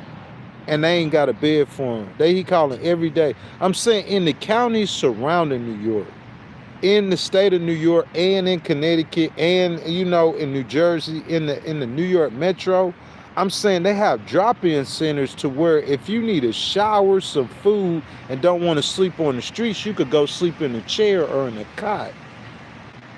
That's what they do in blue cities for the homeless, in blue states for the homeless. They provide resources. In red states, you got to pick up the phone and you got to try to call and see if you could get a bed while you sleeping on the beach. In a red state, if you go homeless, you ain't got a choice but to sleep on the beach. It's not like that in blue states. So I have to disagree with that. I'm sorry. You said I know a dude. Yeah, I do know one. I could call his name. He a gay dude. You know what I'm saying? You got to understand you can't do that, EJ. But for real, since you say that, the city was Miami. He in Miami. And he's sleeping on the beach. And he trying to get a cot. He's trying to get a bed. He's trying to get a shower. He's trying to get something. You know what I'm saying? So, you know what I'm saying? You know what he do? He on the phone. And he on the phone calling every day trying to get a bed or they won't even give him a cot. They won't give him a chair. I'm saying he sleeping on the streets homeless, and he got to pick up the phone and get on the phone and say, hey, do y'all have a cot, a chair, or a bed available? And they telling him no every day. So you know what a lot of homeless people do in the South? They get on buses and they go to New York City. They go to Connecticut. That's what he did. That's how I was able to talk to him. They come up here to Massachusetts because they know if they come up here, Massachusetts is going to provide you a cot or a chair or something. They're going to let you take a shower, man. They're going to give you some food. That's what Jesus would do. That's what they're going to do in New York City. That's what they do in New York City. They give you a bed, and a locker. You see what I'm saying? I know people in this city. I said this before. A dude that I know, he called me. He's staying right now, a $30 an hour job. Right now, he's staying with his grandma, and he called me because he wanted to go stay in the shelter. You see what I'm saying? When you stay, they give in New York City, they give $2,900, $2,500 vouchers for you to go get your own apartment after you done stayed in the shelter for long. Don't tell me what they doing in a red state to help somebody. They not doing nothing to help nobody in no red states. In your red state, they might be. Your governor might give out stimuluses. He might help you. He might help his people. But in Texas, they do. In Texas, Governor Abbott, he is exemplary in the Republican politics, and it works in Texas. But I'm saying you can't compare that to other states and saying that blue states, the politics, I don't agree with that at all. Because I know you're going to get more help. I just gave you an example. I'm not going to call the guy's name. That's crazy. But he was in Miami. He couldn't get no place to stay. Calling every day. He's sleeping on the beach. He can't even take a shower. They don't have a facility. And it might have changed, or he might just not have known the drop-in center or something. Don't get mad at me. But I'm saying he flew to New York because they told him in New York that, I'm saying anybody, you gonna pull up, you want to take a shower, they're gonna let you. They're gonna provide a shower. People walk around to take showers. They do that in New York. They feed people. I'm talking about Westchester County. They got facilities. They feed all the White Plains, and I'm talking about they not feeding them no nasty food. I'm talking about it's some food that like restaurant food. Regular people be trying to eat it. I'm saying that's what you have up here. So you can't tell me nothing about no blue state real. I don't want to hear that. You look at the states with the top economies. You think Mississippi, Alabama, West Virginia, Iowa, they ain't no top economies in America. Let's talk about California. Let's talk about Oregon. You see what I'm saying? Let's talk about New York and Massachusetts and Connecticut. That's just facts. Massachusetts is accessible of corruption, so you don't think Mississippi is full of corruption? That's where I'm from. I'm just being real with you, y'all. We got to be real with ourselves. You looking at other people and pointing the fingers at other people when you should be dealing with your own problems. Because eventually God gonna expose your problems too. If you all your whole time, if you running around pointing out other people's problems, eventually God's gonna come knock you on your, he gonna tap you on your shoulder. Whoever you are, God is gonna tap you on your shoulder. And he gonna do the same thing to you. That's what's gonna happen. I don't care if you don't believe it, just keep living. I just got wisdom over beyond my age. Just keep living. You gonna find out. You could be older than me. You just ain't got to that point yet. God gonna, everything is, it come full circle. Everything. I have no food without all those red states. Maybe so. Not necessarily. You could import the food from somewhere else. You see what I'm saying? But maybe you don't. But who cares? That's not what the conversation was. The argument is that those red states is gonna help you. No, they not. Not like they will appear. That's a lie. I'ma just be honest with you. I'm from a red state. They not finna help you like they going to in New York. Texas is different. Texas is that's why Texas economy is so good. Texas, they do help people. Texas have been doing that all the time. Texas is majority minority state too. They have a lot of minorities in Texas. So Texas has a better understanding of this. Texas is one of the few Republican states that's majority minority. But those states that's majority minority, bro, they be helping out people who are hurting or struggling.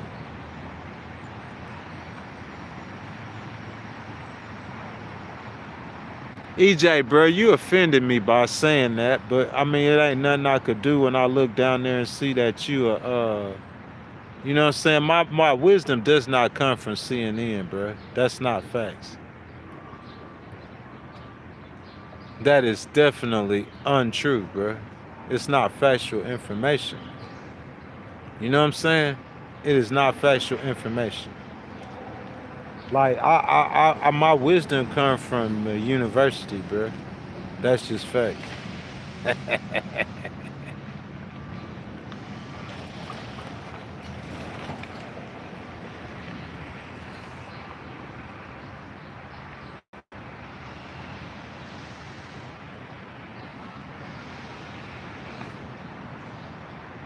The top 10 states that are poor are all red states. Like, you could look it up, y'all could look it up, somebody could look it up, but you look at the top 10 poor states, they all red states. I guarantee you, West Virginia, Mississippi, Alabama, Louisiana, they in the top 10. Guarantee you. All red states. I could think about the red states who gonna be in there. You look at the top 10, look, Florida and Texas are two, like, those are the Republican strongholds. Those are the better example of the Republican experiment in their economies and how they work. But I'm saying, if you look at the states whose economy per capita, you look Connecticut, Massachusetts, New York, California, you know what I'm saying? You looking at Oregon's economy, Washington State, real talk, they all blue. Colorado, they all blue. I'm just being real with you. Illinois, all blue. Everything blue. It's a blue world, baby. It's a blue America.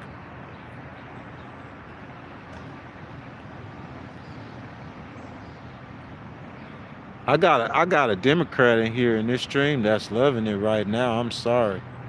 They didn't started flipping on Ghost. Ghost be out here with them progressives. Ghost up here on the Upper West Side of Manhattan. You can turn this dude to a Democrat. This dude a Democrat. He over here telling us that the Democrats finna take Texas and Ohio. What in the world? This boy done turned into a straight Democrat. He said he finna paint America blue. They done turned Ghost. He up there with them Democrats. He done turned into a Democrat.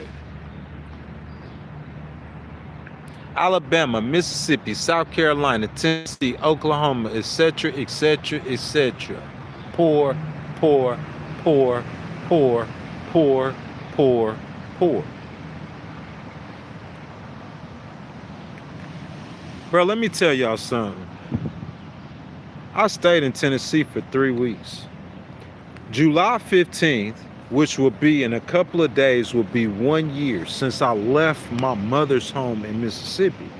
I came from Texas from 2022 up into 2024, stopped in Mississippi for 3 months, and then I went on this journey, okay? So I'm not from New York, just been here going on 11 months.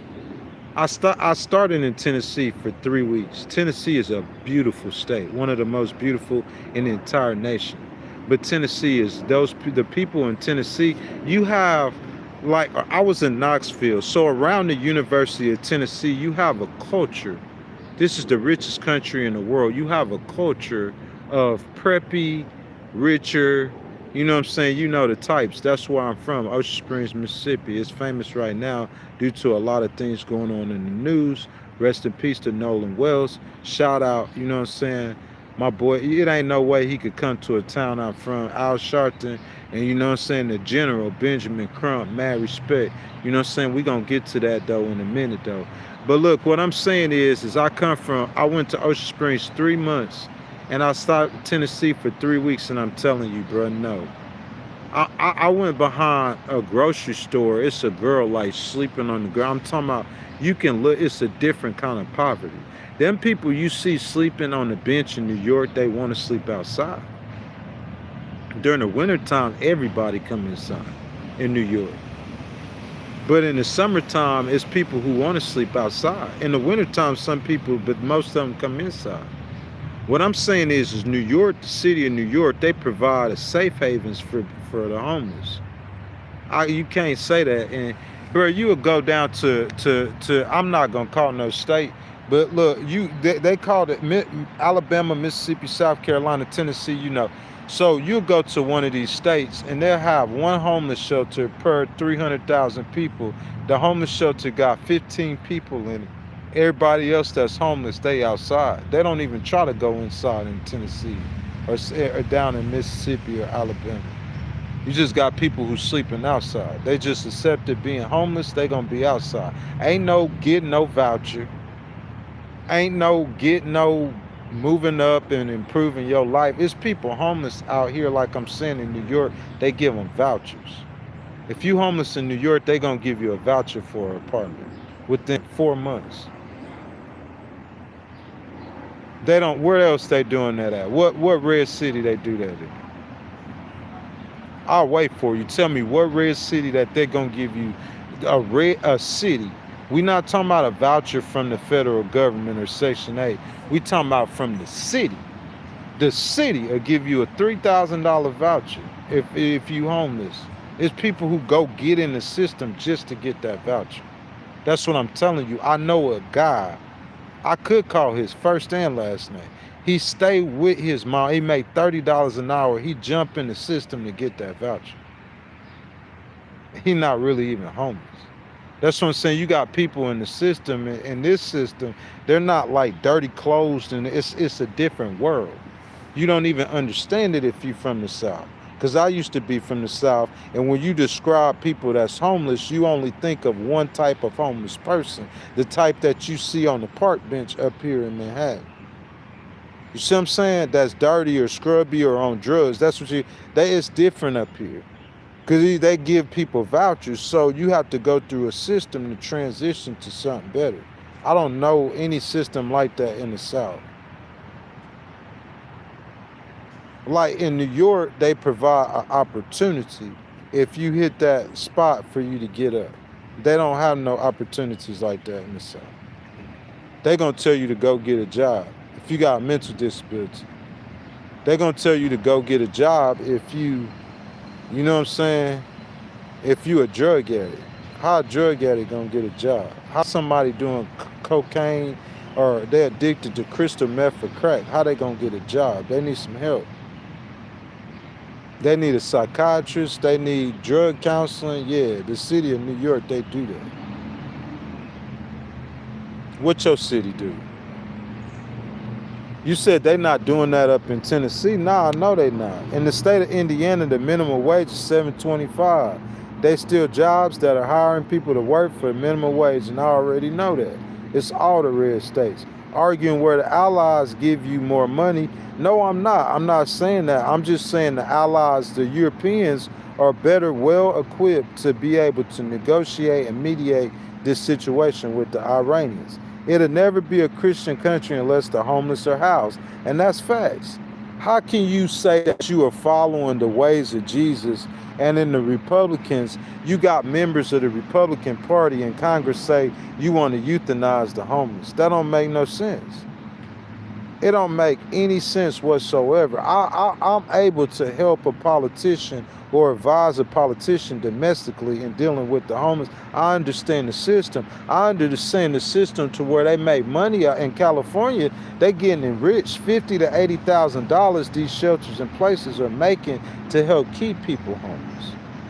That's why homeless numbers are rising.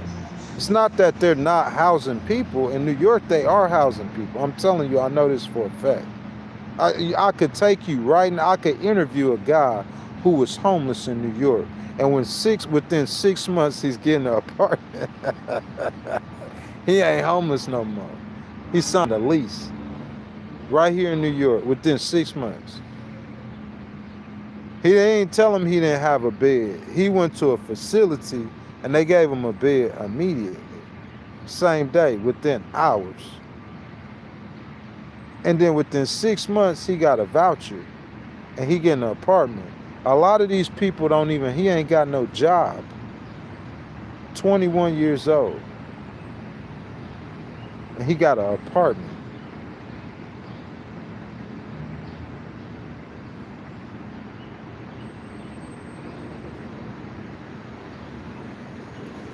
Look, illegals, listen, that's why Joe Biden ain't president no more.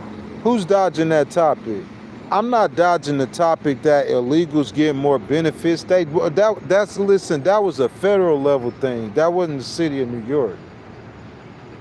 Because I'm saying Mayor Adams at that time, he was speaking out against President Biden. He said that's why he got indicted. He was speaking out against President Biden for allowing so many illegals. And the Democrats started speaking out against President Biden for overwhelming their cities and their resources that they have for their residents and the poor.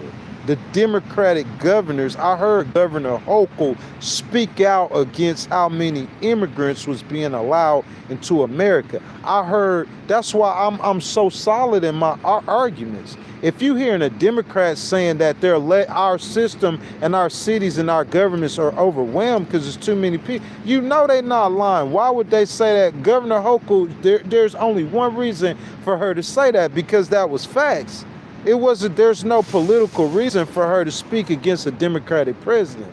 So when I heard them say that, I knew that's what was going on.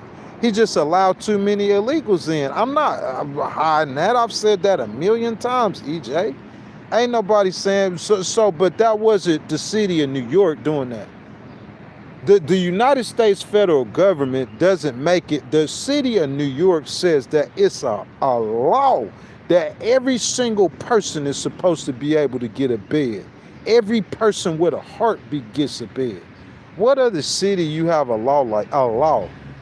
That ain't in South Carolina. They'll laugh at you. The government will laugh at you. If the government don't like you down in the South and you homeless, you gonna be sleeping outside. You gonna be outside. It's not like that in New York City. They gonna give you a bed. It's a different world. They believe differently. You're not gonna poo-poo on a democratic city that I've seen help people, millions of people. Democratic cities, Democrats helping millions of people across America. I can't let you poo-poo on them. I'm sorry. Governor Abbott ain't to blame for nothing. Governor Abbott, I don't blame Governor Abbott for anything.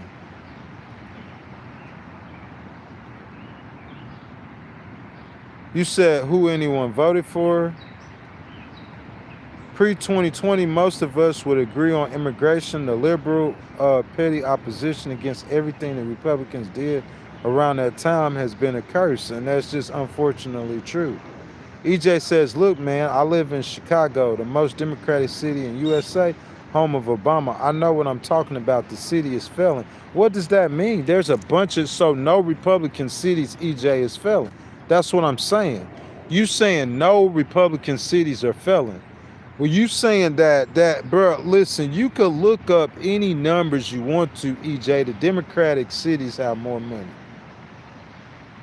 by 1,000. You'll take the whole state of Mississippi. They don't have the budget. The state don't have the budget New York City does. Out the state of Alabama, the state of Louisiana. You comparing them to trying to compare these small red states to a state with cities in it with over 10 million people.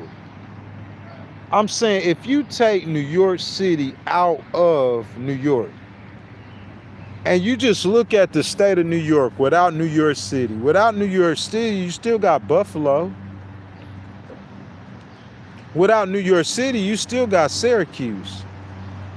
And that might not mean a lot to you, but from the South, so I understand this. So I know with Buffalo and Syracuse, the state of New York without New York City is still bigger than Mississippi. Even if you take the rural areas of New York, I'm saying, bro, like it's the comparisons to me. It's just I don't see what I don't see it. I don't agree with it. It's not factual and it's not true. You're not gonna tell me in a red state they ain't doing nothing for nobody. That's what they doing. That's what they believe in. Nothing for nobody. That in a red state they tell disabled people to get a job. That's what they do in red states. They tell people that they know cannot work due to a disability to get a job. That's what they do in red states. And like I said, all the states, the poorest states in America are red states. Name them for me. Name them for me. They all poor. All of them. Texas and Florida are you get Texas and Florida, any red state almost you call. Oklahoma, you already know what time it is. I mean, Utah, I guess Utah economy ain't that bad. You got a couple of them, but most of them states, South Dakota or North Dakota or Wyoming, come on, man. It's the places where nobody really live. I ain't hating on them places. They're beautiful. All my content is in a lot of those places. I just got to New York City and did this tour. But the We the People tour, we was outside in the places we talking about. We was in southern and central Illinois. We was in Indiana. You know what I'm saying? We was in Mississippi, Alabama. You know what I'm saying? Georgia, South Carolina, Tennessee.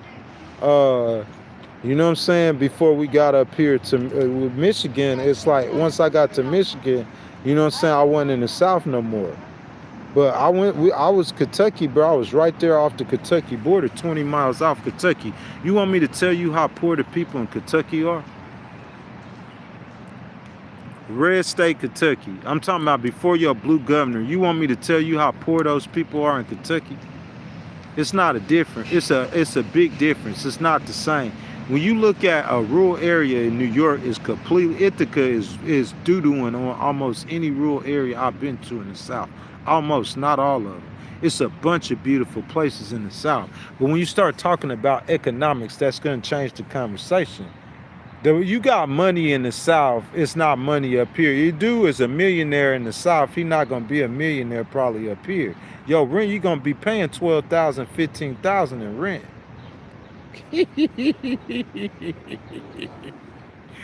Hey, down there, the dude that went and he done bought a $300,000 house, and your $300,000 house gonna probably be about $3 million up here.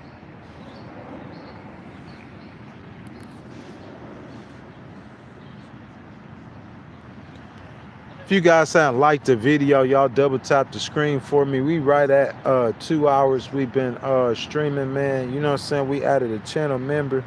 Most expensive states. Yeah, they are most expensive states. You know what I'm saying? But they make a lot of money. I'm saying you come up to New York City. I'm saying this could be anybody. You could be anywhere in the United States.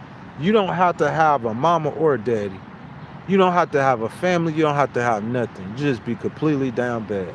You come to New York City with zero, nothing. they're going to give you a place to stay. If you don't have a record, you could take a test to be a security guard, okay? Like, it's like a 2-week course. You're a security guard now. Once you become a security guard, you go work down there in Midtown, and they all need security guards, and you work down there in Midtown, they'll start off paying you between $24 and $40 an hour. So you could come up here, get a $40 an hour job in an apartment, and this is supposed to be the hardest place to be able to make it in because it's too expensive, New York City. You come up here, get a place to stay and a $40 an hour job and get an apartment, a voucher for apartment. They paying your rent $36,000 a month. You could get that within 6 to 7 months in New York. Anybody. That's what's called the American dream. You could be on the bottom with nothing and they'll provide you a ladder to get up in New York. The people who stay in the shelters, who stay homeless, they're crackheads and drug heads who want to be there.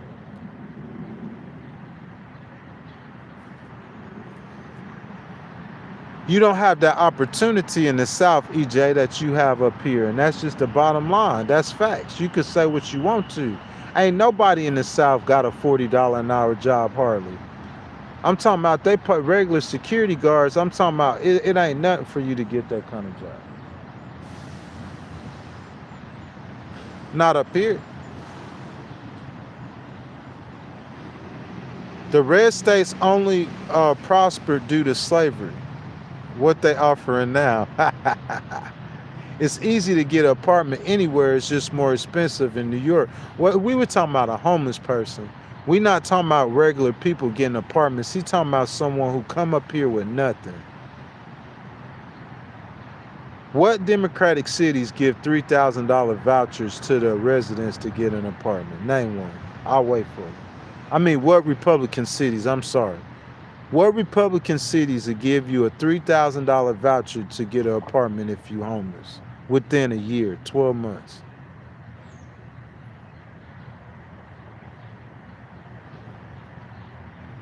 EJ, you live in Chicago, but Chicago ain't New York City. You got to understand that.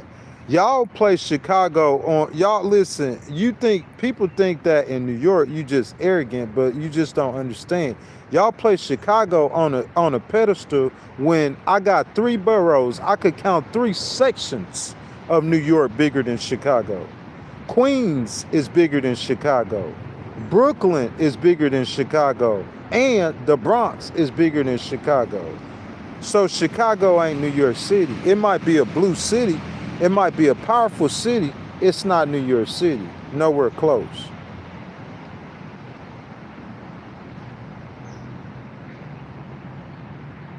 You said more expensive is it's the financial capital of the world. It's where the United Nations is. I'm saying it's New York City. It's America's largest city.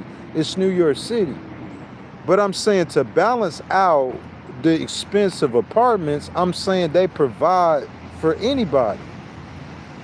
That's what I'm saying. They understand their residents can't afford. They provide resources for anybody. I'm in the city. I know what's going on. You say they don't doing that in Chicago, then they just not doing that in Chicago. But I'm saying in this city, they provide resources for anybody. Facts. You can't argue with me. Well, listen, a lot of people tell me about this stuff, what they do in New York City, what they don't do in New York City. I'm here. I know. I know people in the system. I don't care what you say. They provide resources for anybody. They allow anybody to get up. It's not like that in the South, and I know that. Why would I put myself in any position to where it's not going to be the most beneficial to me? I'm not finna, I would like, that's what I said. A guy was in Miami. He was homeless, sleeping on the beach. He was calling every day to get a bed, a cot, a chair, to get a shower, to get some food, something.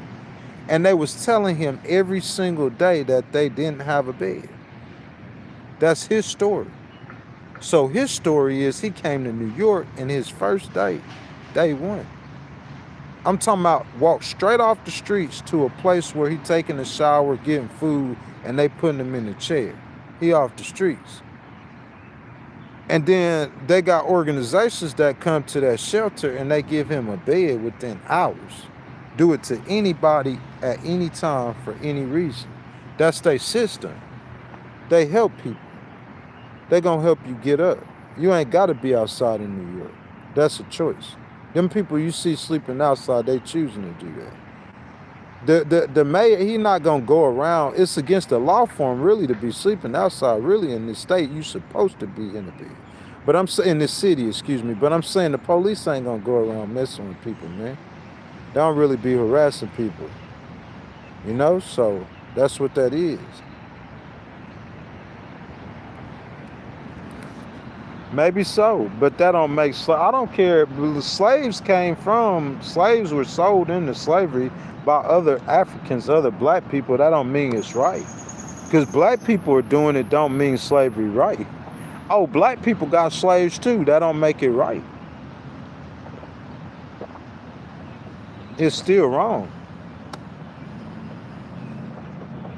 Somebody says, what daddy abandoned you in the park? That's too funny. Ain't no daddy abandoned me, bruh. I'm 46 years old. You talking like I'm a child. Like I'm a kid, bro. I'm a grown man. You know what I'm saying? I told you I got in my BMW on July 15th of 2025 and I headed out. I did. Ain't no, where daddy at? I hadn't seen my daddy in going on 2 years. Where he at? I seen him for 2 years out of 46 years. 2 years out of 46 years I seen my daddy. It ain't no daddy abandoned me, bro. You might could say, yo, mama abandoned you, but you can't say that because I seen my mama 3 months in the last 4 years. You know what I'm talking about? I'm grown, man. I'm grown, man. This is what grown people do. Grown men do what they want. Boys do what they can. I wanted to come to New York, and I'm a man, so that's what I did. You want to come to New York and stay, but you a boy, so you stay where you at. You hear what I'm saying? If you guys have liked the video, y'all double tap the screen for me. EJ, you just been to the part of New York where you been. Because I could take you to a place in Chicago where you ain't worried about no garbage or you worried about where the streets look like. You worried about going home alive. It ain't no way, EJ, you gonna compare Chicago to New York City. When your city is 10 times more dangerous than New York and it's one-fifth of the size. That little baby city. Chicago, a little baby city compared to New York. That little baby city so dangerous. This city 5 times the size of your city and it's a 5th time as dangerous. I told you Queens is bigger than Chicago. Queens is safer than Chicago. Brooklyn's bigger than Chicago and the Bronx bigger than Chicago, but the whole city safer than Chicago. I could take you to some neighborhoods that are poo-poo on your whole city in New York, bro. You talking about where it's trash everywhere. It's trash everywhere in Chicago. You go to Midtown Manhattan, you're not gonna see no trash everywhere. If you going in overnight where they doing the trash or taking out the trash, that's stupid. You could do that in Chicago too. I'm just being real with you. You ain't finna compare that baby city. It's like somebody trying to compare New Orleans to Chicago. It's worse. You gonna compare that baby city to New York City, man. You gotta get on down with that. I'm just being real. Your city too small. Your population too small. Like I said, Chicago is smaller than Brooklyn. It's smaller than the Bronx and it's smaller than Queens. How you could compare it to New York? You got 3 different boroughs that's bigger than New York City. I mean, that's bigger than Chicago. 3 different boroughs. 3 different. Queens is only a part of New York. Brooklyn is only a part. I'm saying like Chicago, that little baby city, man. That city too small. Your city too small to compare with New York, man.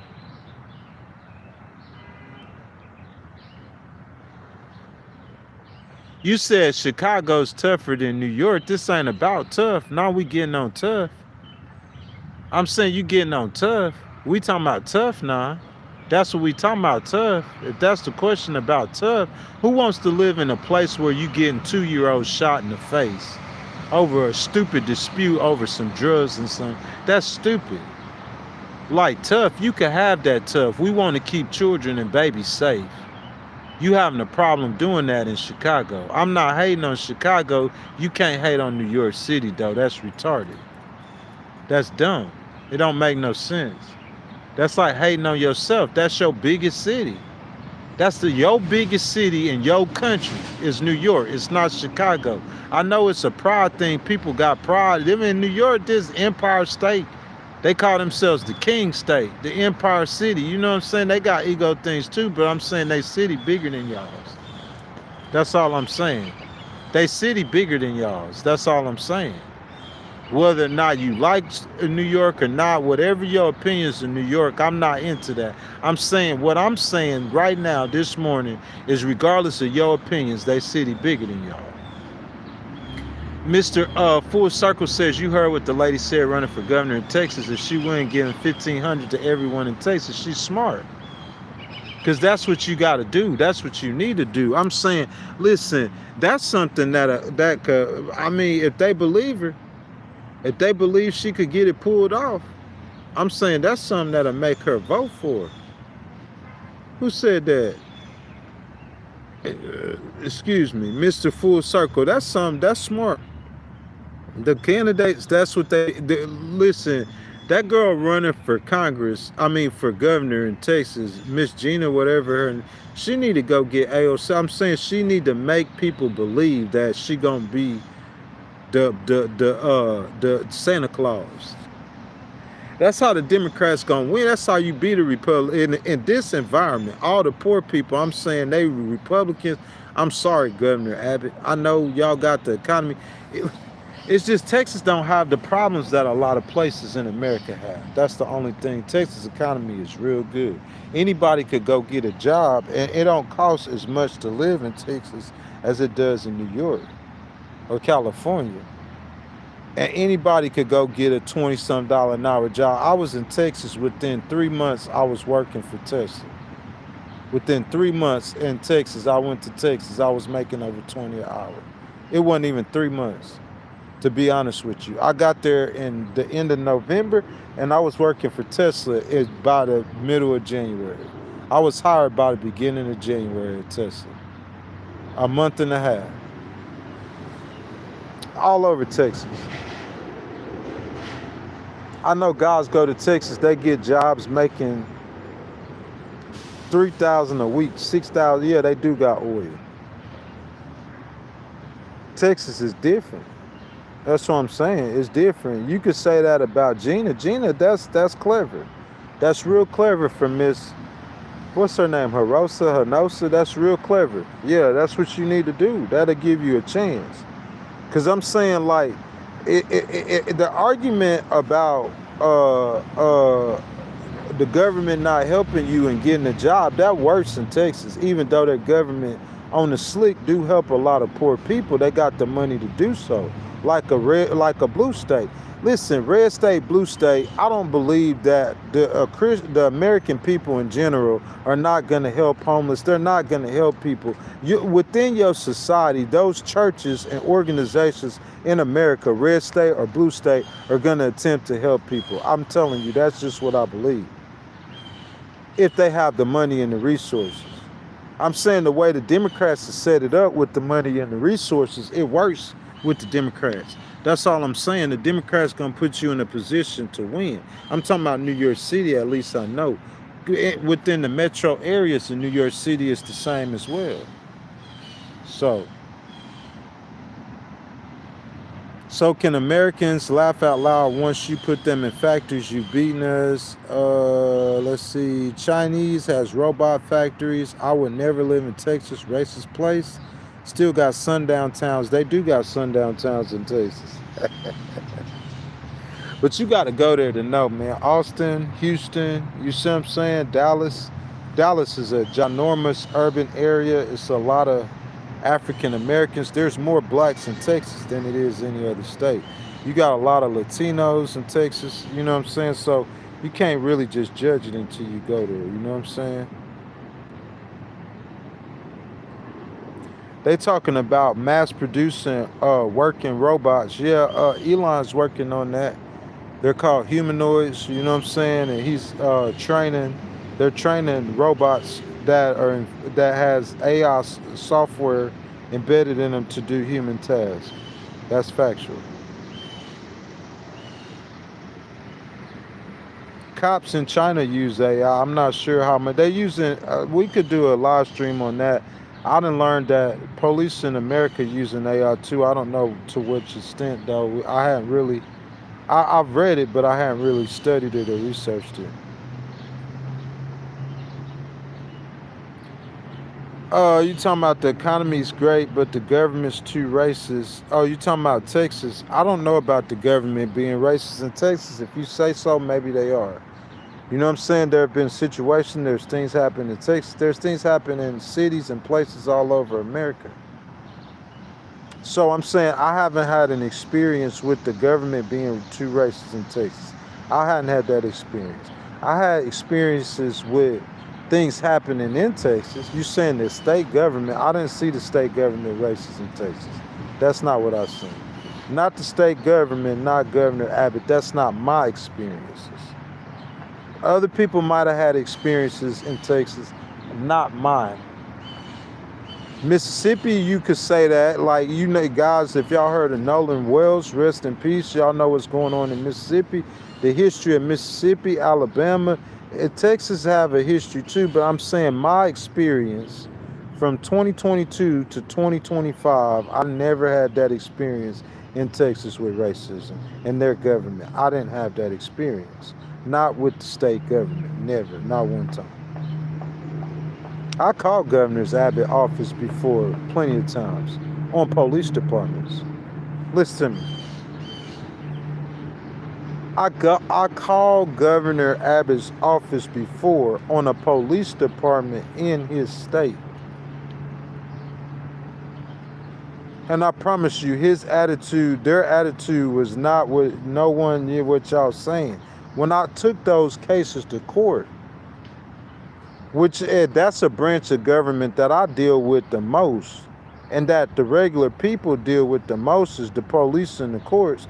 When I took my cases to court in government in Texas government, I didn't have no racism. I never lost a case in state court in Texas. Never.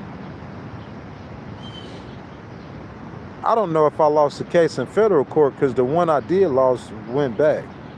So my two losses was in Mississippi and the other one was in Alabama. That's the two cases I lost. One for a customer in Mississippi, and in Alabama, it was the first case I ever litigated. I never lost a case in Texas. Federal court or state court. Where the government races at? I'm saying there was a mistake made in Austin. I mean, if you go to Austin in certain situations, you will see nothing but white people. So yeah, you can say that, but Austin, the city of Austin within itself, I think they're correct at. I don't see, I don't see it like that. There is too much money. That's the second economy in America. It's too much money for them to lose, for them to be racist. They got too large of a black population, and as a matter of fact, the state of Texas have more Hispanics and blacks and Asians than they do have white people. It's a majority minority state. I just don't agree with that. You said they might be gerrymandering. How? That's not going to help them. That's not going to help them. Someone says I'm the dude. I appreciate that, David. It's not going to help them gerrymander. They might be gerrymandering, but it's not going to help. So who cares? Let them gerrymander. I didn't say there wasn't sections of racism or racist people in Texas. Did I say that? I never said that. Listen. I've encountered racism in New York, in the state of New York. You encounter racism in New York City, in Chicago. I promise you, you will. You laugh, you will. Chicago is a city, justice. You know what I'm saying? That is the city of justice in America. That's Gotham City. Chicago, that's the land. But I'm saying you can encounter racism anywhere. You know what I'm saying? I'm not saying that. You know, I just look. There's multiple truths could be true at one time. You know, I have a lot of love and respect for the city of Chicago. Everybody know that who know me. You see what I'm saying? But at the same time, I mean, you got to give the props to New York for what you got to give the props to it. We talking about cities. New York is king. It's the biggest city by far. You see what I'm saying? But Chicago, for what it's worth, that's the city of justice. You know what I'm saying? I think I made EJ mad. You know, EJ jumped up out the chat. He was like, you talking about Chicago, don't talk about my city. Hey, if y'all hadn't liked the video, man, y'all double tap the screen for me, man. You know what I'm saying?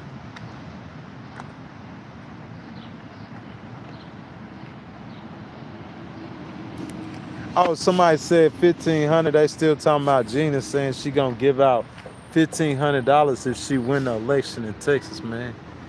You know what I'm saying? She gonna have to fulfill that promise to her. The people gonna hold that against her if she was able to beat Governor Abbott. I hadn't looked at the polls, y'all. What the polls look like?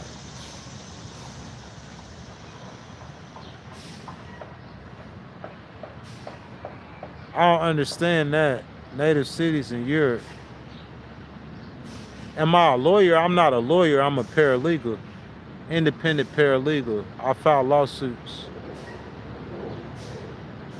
NATO needs the U.S. more than the U.S. need NATO. Keep that attitude and you'll continue to fail in Iran. Keep that attitude and you'll continue to fail.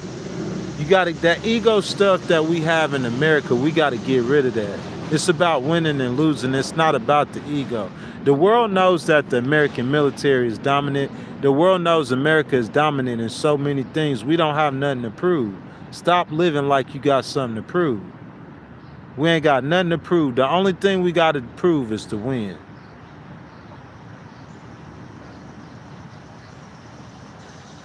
Mo, Blues do have better job opportunities and unions.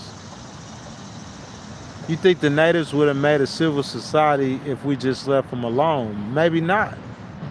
You see what I'm saying? But that's spilled milk. That's water under the bridge. We passed those points. You see what I'm saying? We at where we at right now. We got to go from where we are right now. That's what we got to do. That's where we at right now, right here. And we got to go from right here as Americans, as a people, as a nation, as a everything. David says the UN need to go into Iran, and I will have to tend to agree with that. I think you're going to need some sort of outside force. Maybe not go into Iran, negotiate with Iran, something. You're going to need some kind of outside force. The UN needs to do inspections in Iran, nuclear inspections. President Trump, he has to utilize the weapons America has. He has a lot of weapons as a leader on the world stage. He has to utilize those weapons. I don't think he's utilizing them effectively. Thousands of work accidents in China, I could bet. More than 500,000 Americans. The natives were more civilized than Americans. That's crazy. They tried to force Iran to marry men to marry them for 120 years and got rejected for 120 years. Maybe so. I don't know what that means or what we're talking about. Somebody say we could go bar for bar. I don't think you could go bar for me, but you can attempt to. No, it's not. They won't win a war with China. I don't know what that means. He needs to stay the blank out of Iran. He attacked them first. Act like he's the victim. Maybe so. You know what I'm saying? Who knows? I disagree. I've been very candid about my disagreement with the way he dealt with that situation to start with. The Islamic State is the victim. They're not the victim. Iran's not playing the victim. They're not trying to be the victim. They have no interest in being the victim. They could have been the victim. They could have played the victim card. Violating the memorandum of understanding, you playing a bully card. You playing a card that's saying that you don't want peace. If in a fight, if you saying you don't want peace, how you playing the victim? They were playing the victim. I don't think they playing the victim no more.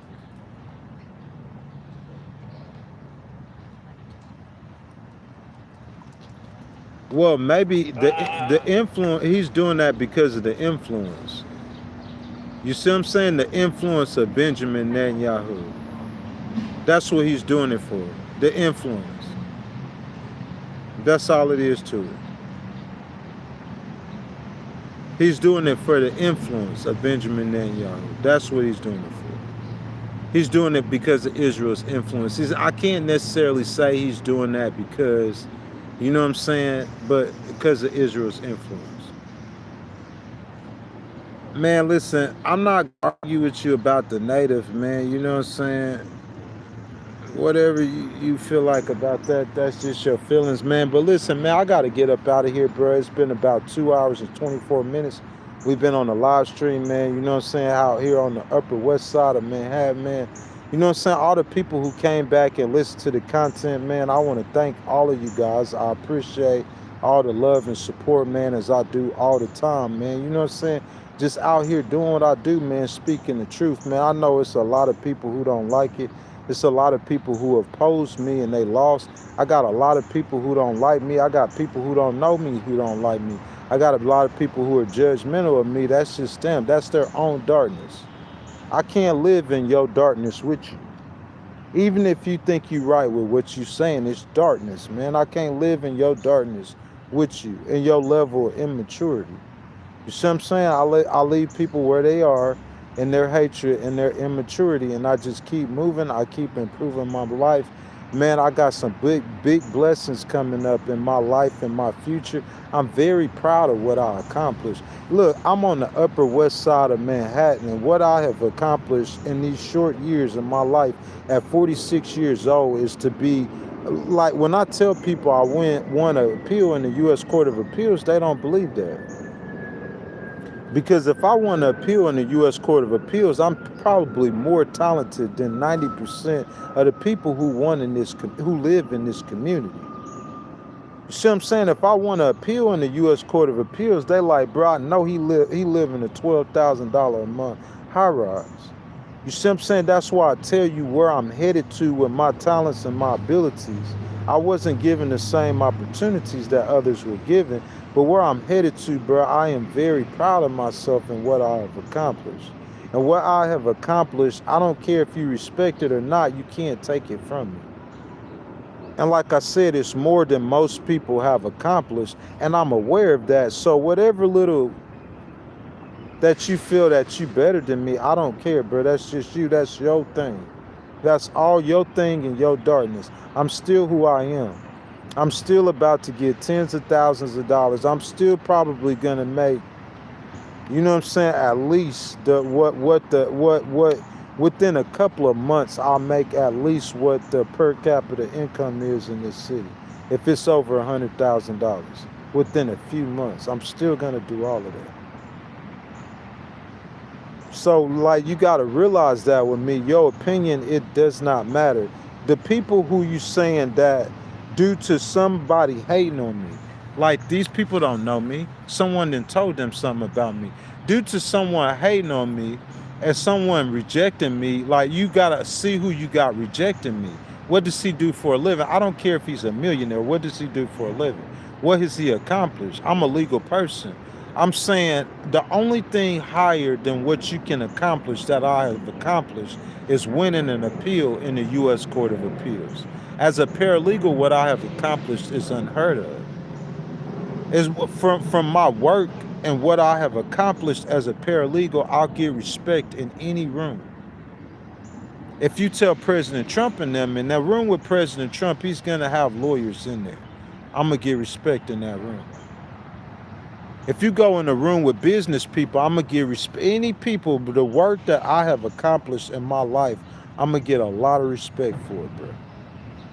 Whether you respect me for it or not, if you say my breath stink, if you say I'm a nasty, disgusting, you don't understand, that's not, it doesn't have no relevance in my life. Your opinion of me has zero relevance. We all have to get to this point.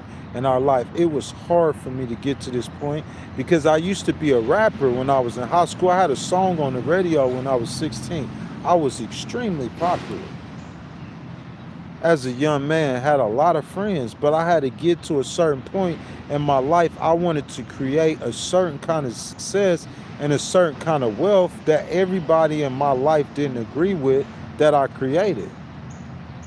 So I established that.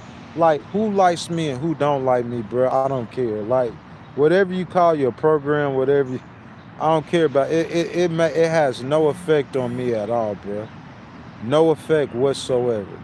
I'm saying I'm about to grab tens of thousands of dollars here in New York City. Tens of thousands.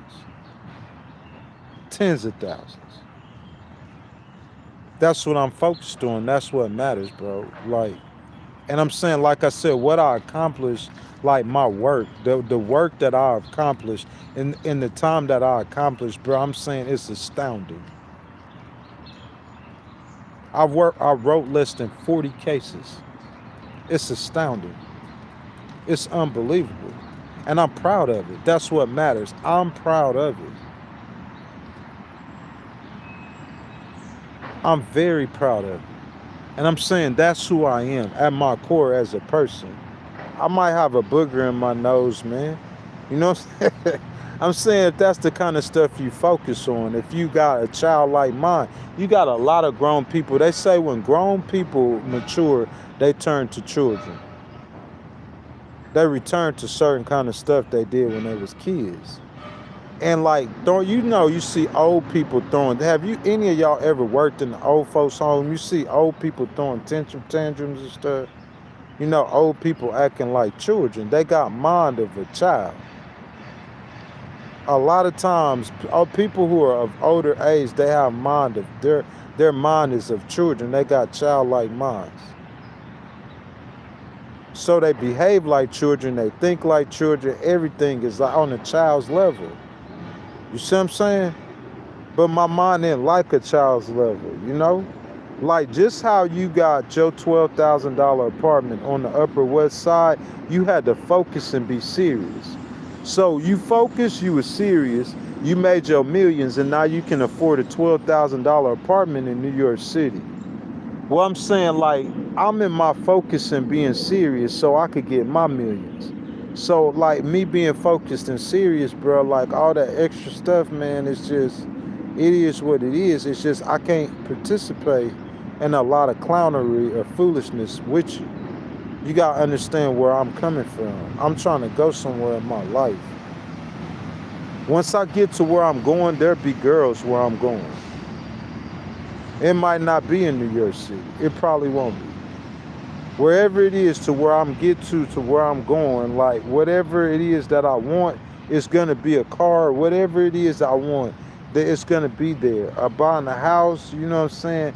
You know, getting an RV, you know what I'm saying? Like Wrapped and Legal Wars Live, touring the country or wherever it is that I'm trying to get a move to, it's going to be there. Wherever I'm going, it's going to be there. That's what I'm saying. I'm saying what in my life, if you look at the picture that I'm looking at, there's nothing for me to be concerned or worried with. In my short amount of time I've been mad successful, I look at it like if I was 25 years old. What if I was 25 and I want to appeal in the U.S. Court of Appeals? Because I've only been doing it for 4 years. Say I graduated paralegal school at 21 and started a business like I should have at 21 instead of in my 30s. Instead of waiting 8 years, I immediately started a business. In 4 years, I wrote 40 cases. I got my record, accomplished everything. At 25, you wouldn't expect me to be living like, you see what I'm saying? That's what it is. It's only been 4 years that I've been out here doing this. It's only been 4 years, man. So you got to understand and realize that. It's only 4 years that I've been out here like doing it. But I'm saying what I've accomplished, bro, I'm very proud of what I've accomplished. Very proud of it. And I'm saying no matter what you say, no one is going to be able to take that from you.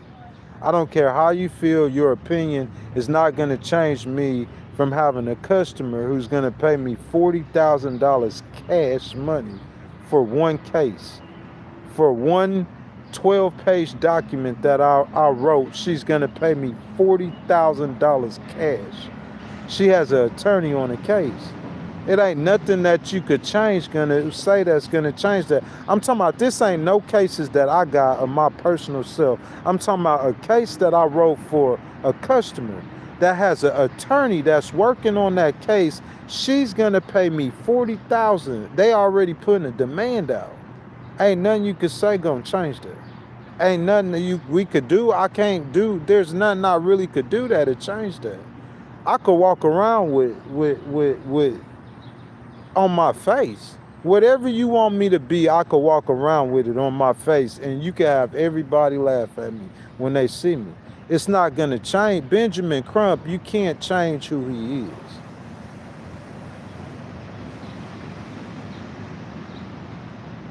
It's different. I'm saying if this was some kind of popularity contest or some kind of election I was running, maybe you could make people think, oh, he's a horrible person.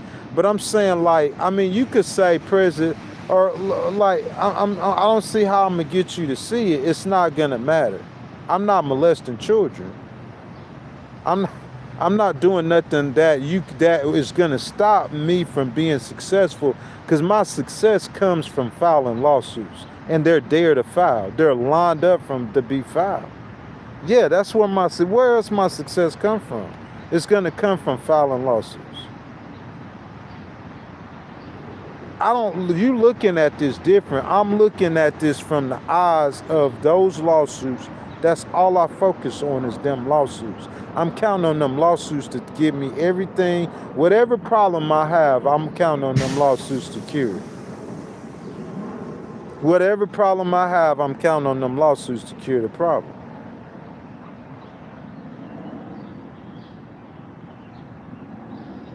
Growers, not showers. I'm saying, like, that's gay stuff, though.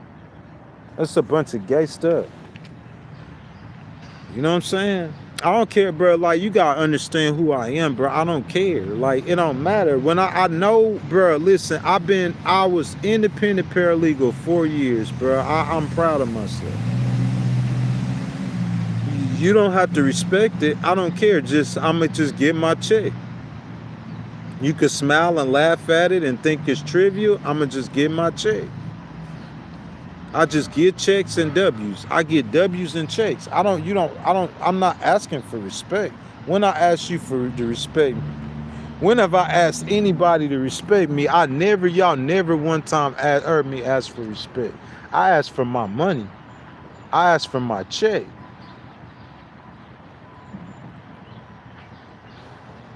Somebody said, am I gay? No, I'm not gay at all. That's crazy. Are you gay? That's a crazy question to ask somebody like me. Why would you think that about myself?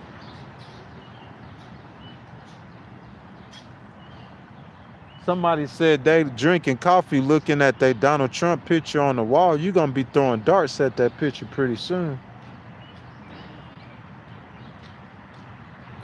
Hey, you said I wouldn't defend nothing. No, I'm not a defender. I'm a bring you to court for you doing something wrong. I protect the law. I'm not gonna defend nothing. Why would I'm not a defend.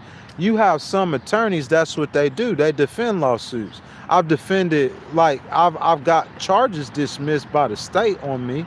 I was wrote about 14 or 15 tickets in the last year, and every ticket that came up against me got thrown in the trash.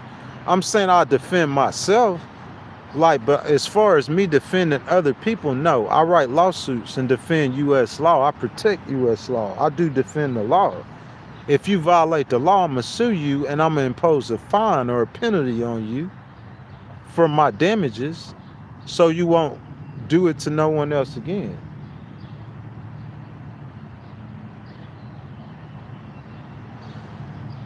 You said show me my bank account, put it up right now on my phone. That's crazy. Why would I do that?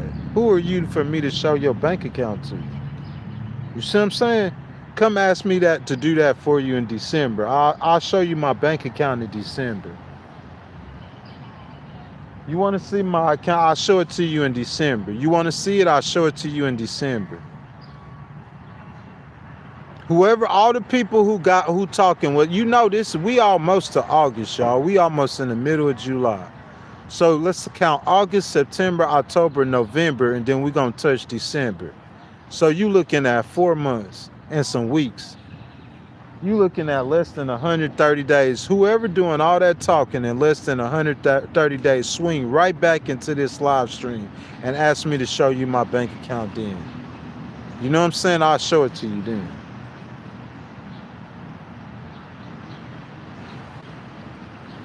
No, well, if you didn't need NATO, then why you having such a problem with Iran? If you didn't need the Europeans, solve the problem, get a peace deal,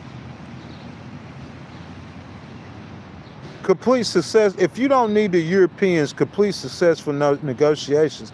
Guys, it's going on 3 hours we've been streaming. I know people just coming into the live stream and they just talking and they didn't listen to the first part of the stream. President Obama has a deal with the Iranians.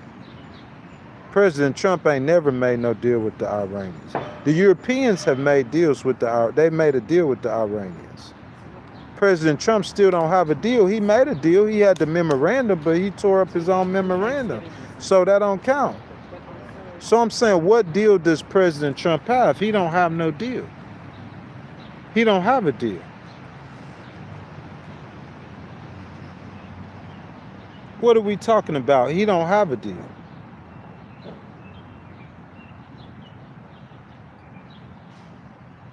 So I don't understand that. I don't understand what we're talking about. President Trump don't have a deal at all.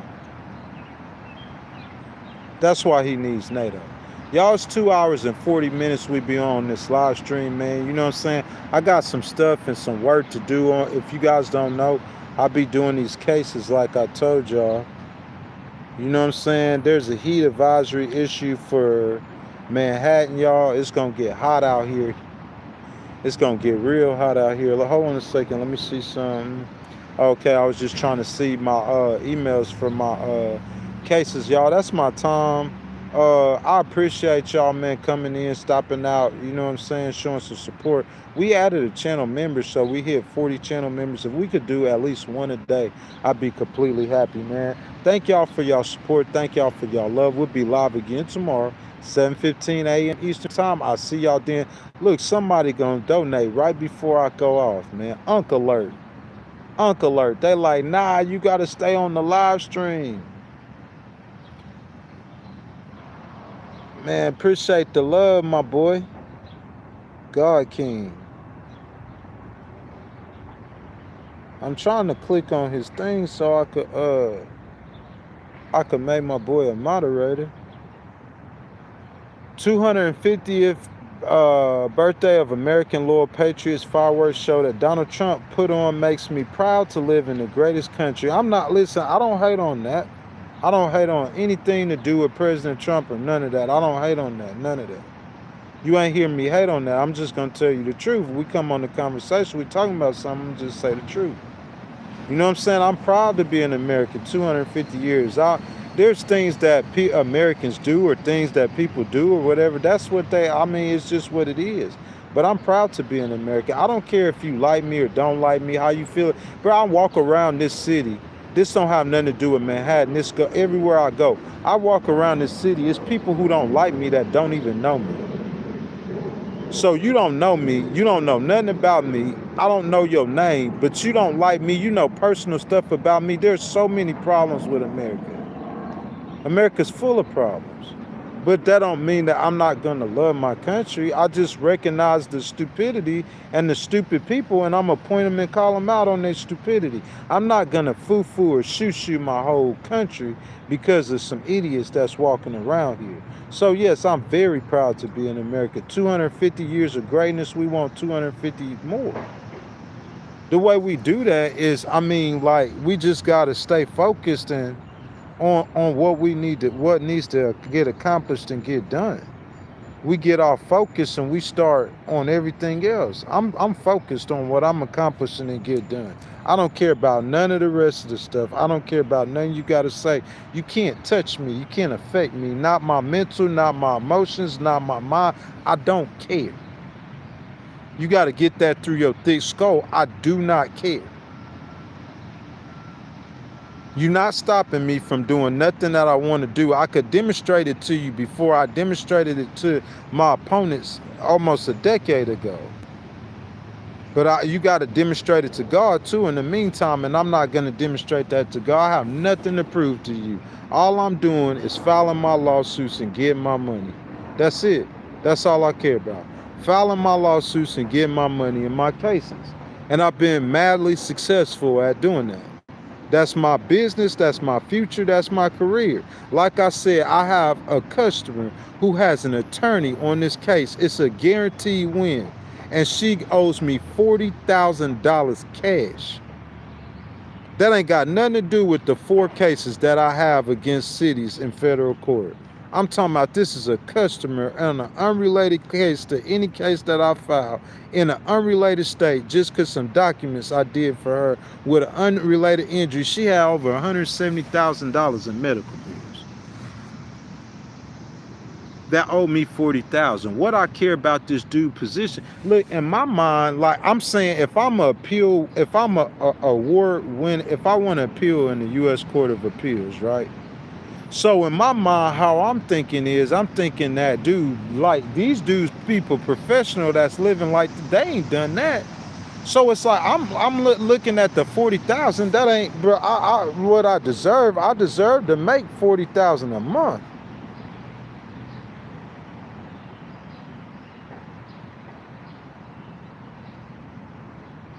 You talking about pure skill and pure talent? You talking about pure skill and pure talent? I deserve to make 40,000 a month. I got the ability. Where the lawyers at? I got the talent. I've demonstrated it.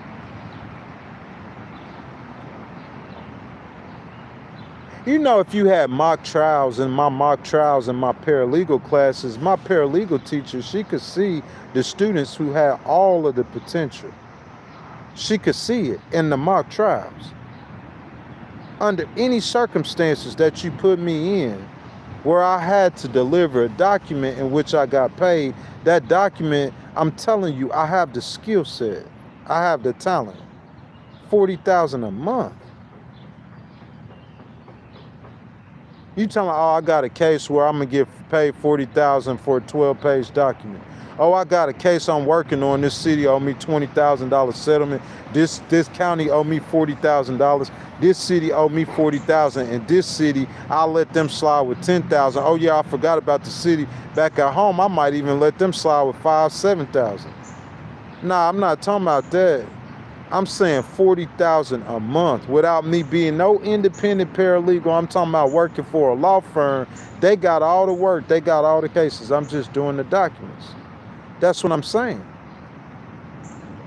I'm saying somebody, that's the way I see it, somebody with my talent level, they deserve to make that every month.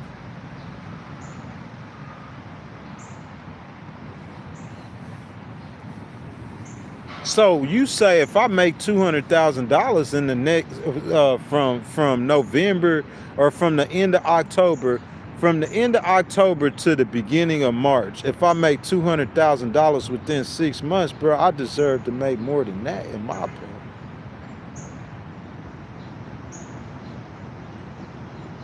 With the skill level and the talents that I have. That's how I see it, though. What y'all see it like? How y'all see it? You know what I'm saying? I'm not concerned with no one's opinion at all, man. I told you I'm aware of I want to appeal in the U.S. Court of Appeals. To me, that says everything you need to say. Go around your communities and see who have accomplished something like that. That's rare. I'm saying what you can. It ain't nothing else you could say. My feet stink. I want to appeal in the U.S. Court of Appeal. My breath stink. I'm ugly. Regardless of what you say, it's not relevant. No one is judging President Trump because his belly too big. Who paying attention to that? Who paying attention to a judgment of President Trump because he might be funky or he got an odor? Who paying attention to a judgment of President Trump because he ugly? Or he orange? Ain't nobody paying. That's childish stuff, man. Ain't nobody serious, man. Ain't no general. Ain't no Abby Phillip ain't talking about President Trump being orange. She might giggle or smirk, or she might even shoot it down. She gonna talk about the stuff that matters. Caitlin Collins ain't on the TV saying that President Trump smell like beignet. That stuff is not important in the real world. That's what I'm saying. You gotta understand the work that I accomplished is on a very high level, man. Appeal in the U.S. Court of Appeals. There ain't nothing you could tell me that's gonna make me feel okay. My feet stink, bro. You gotta understand what you're dealing with. You dealing with a different set of talent. These people I seen walk by. He might have a good job. He might have a business. Who knows how he got his money to where he able to stay over here? Who knows? She might. His wife. They both might. Their parents might be rich. Who knows? I don't know how you getting your money. You know what I'm saying? But I'm saying I got a skill set at 46 to be able to accomplish greatness. At 46. I was late discovering it, but I discovered that skill set. Your opinion of me is irrelevant. None of that matters. So you got to make that, see how that matters to me. Listen, how this man feels about me, how's that going to matter to any case that I have in court? How these people feel about me around it, how's that going to matter to Connecticut? A case I got in federal court in Connecticut, where the state charged me for doing something that I didn't do, and I filed a civil lawsuit and the state dropped the charges. How is a man's opinion about me in New York City gonna affect that case in Connecticut? Or a case in New York City, how's his opinion about me gonna affect my case in the Southern District of New York in Manhattan? How's your opinion gonna affect any of my cases? How's your opinion gonna affect me winning in the U.S. Court of Appeals? Your opinion is not gonna affect my life. I don't need people. Listen, if I was a politician or if I worked at a job where I don't need, listen, that case gonna move through court in Connecticut. That judge is not concerned. She's not concerned, bro, if my feet smell like onions. That judge is not concerned with that. That's what you got to see. I'm in a different world than you. And y'all are in the Hollywood world where, you know what I'm saying, like if somebody got a bumper they nose, or if they wear the same shirt 2 times every week. Y'all live in the Hollywood world. I don't live in that world. I live in Benjamin Crump's world. I beat a city for $45 million, and it caused every police officer to have to wear a camera on that shirt. I want to beat a city and win $150,000, and which causes all the police departments in America to have to make their officers train their officers in disability law. I'm saying what I'm trying to accomplish, bro. I'm chasing greatness. You over there calculating like, look, you ain't gonna never achieve nothing great if you stay on petty stuff, because you in a petty world with a petty mentality. So everything comes out of that is gonna be petty, and you don't understand why you petty. You might have made $10 million in your life, but you come against somebody like me and you're petty. So you look for little insignificance. He got corns in his toes, but I'm saying the dudes who's talking about me, who trying to compare with me, that I grew up with, they ain't accomplished nothing in their lives. Not where I have. They might be cutting a head or cleaning up a building or something, but they ain't done what I done. But they ain't got no respect. I don't care if you don't respect. I don't care if these people around here don't respect me. None of that. Not for what I do. I'm saying it's not. It's just not relevant. You respecting me or not respecting me is irrelevant. I'm saying I'm going to produce the work, and my work is legal cases. And those legal cases is what's going to give me everything in my life. That's my identity. My identity isn't that I got a big forehead. President Trump identity isn't that his skin is orange. That's like little children. Oh, they call President Trump the orange man. That's like a child's mentality. That like one of these little 12-year-olds, that's what they would say. Oh, he an orange man. Oh, he fat. He got a big stomach. Like that's not a you got in law and politics, none of that matters. You ain't trying to hire the prettiest lawyer.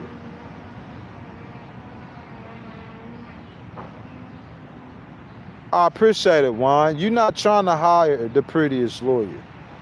You're not trying to hire the best well-dressed attorney. You can hire an attorney who wear the same clothes every day, but he know how to win. You want the one with the skill set and with the talent. What I take is called talent. You can't go buy no $200 pair of shoes and come out here because your daddy got a name doing what I do and act like you something. Bro, you sit down at the desk and try to do what I do, bro, you'll look real stupid. I'm talking about smart people look stupid. The stuff I do ain't easy. You talking about beating a village or a city in a federal court against this attorney, and with the connections that they have, the stuff I'm doing is not easy. And I ain't got no daddy with no $1 million or nobody behind me big support. I'm walking with God. And winning and winning and winning and winning and winning. That's all I care about, man. I don't care about nothing else. Nothing else matters to me. It's them cases. That's all that matters. Beat me in court. Because in that realm, all that stuff you talking out here, none of it matters. When we go in that courtroom, ain't nothing you saying out here about me. You accusing me, my past, my nose stink, he pee the bed, whatever you want to say about me, ain't none of that matters in court. Like little kid, man, you gotta grow up. We gotta grow up, man. I'm telling you, we got grown people around here. They like children. Children, bro. Children.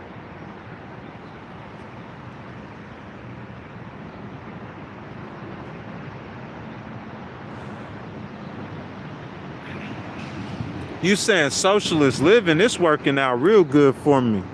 I got tens of thousands on the way. What you made this whole year, I'm going to get double that in just a couple of months. You talking about what's working out good for me? I just told you that. $40,000 I told you I'm going to get, that's just one check. One check for 40 racks. One check.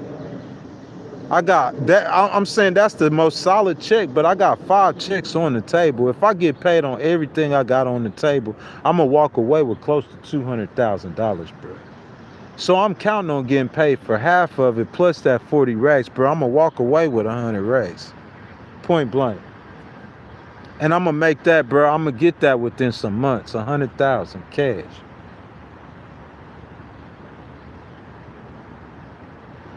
That's my future, bro. My short term. $100,000 cash, money in my pocket. A Miller Ray Legal LLC. That's what's coming. 100,000 cash, bro. We gonna stay right here in Manhattan until we get paid. You owe me $100,000. Why I'ma leave without my money? You pay me my money, you could talk and say whatever you want to. You know why I'm here, for my money. So pay me my money first and we could talk about whatever we want to. But you owe me money. You want to talk about girls? Listen, you want to talk about girls? You want to talk about somebody feet stink? You want to talk about somebody, you want to talk about everything you got to talk about, but you don't want to talk about the money you owe me. You owe me $100,000. You owe me $100,000. Pay me my $100,000. I don't care about no girls. I don't care about nothing you talking about. Pay me my $100,000. Pay me my $100,000. What you having so hard a time paying me my money? You broke? You broke? Are you broke? Are you broke? You see what I'm saying? Are you broke? That's what I need to ask them. You stunting like you a big timer. Are you broke? Pay me my money. Period. 40,000, 20,000, 40,000, 20,000, and they got my car. Y'all remember riding with Ghost Rider? BMW? He got my car too. So I ain't even talking about that. That's 17 racks.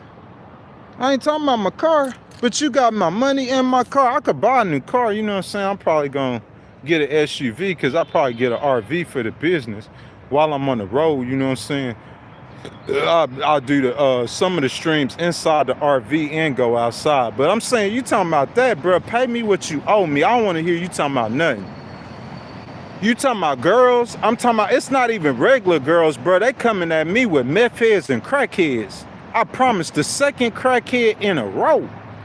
2 crackheads. The first one, she offered sex. Crackheads, that's how they coming at me.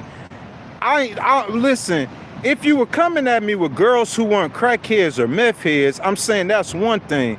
But even if they weren't crackheads or meth heads, I'm not asking you for no females. I'm asking you for my money. That's $100,000. Are you broke? If you broke, say you broke. Pay me my money.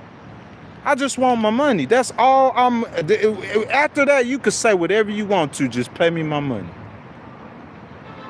I'm saying July 15th to be a year that I have been out here. A year. Pay me my money. What we talking about? When we going to talk about that? We going to talk about that real soon. Pay me my money. What we talking about? You talking about going to another city? We ain't going nowhere till you pay me what you owe me. Pay me what you owe me. You owe me 100,000 plus. Pay me my money.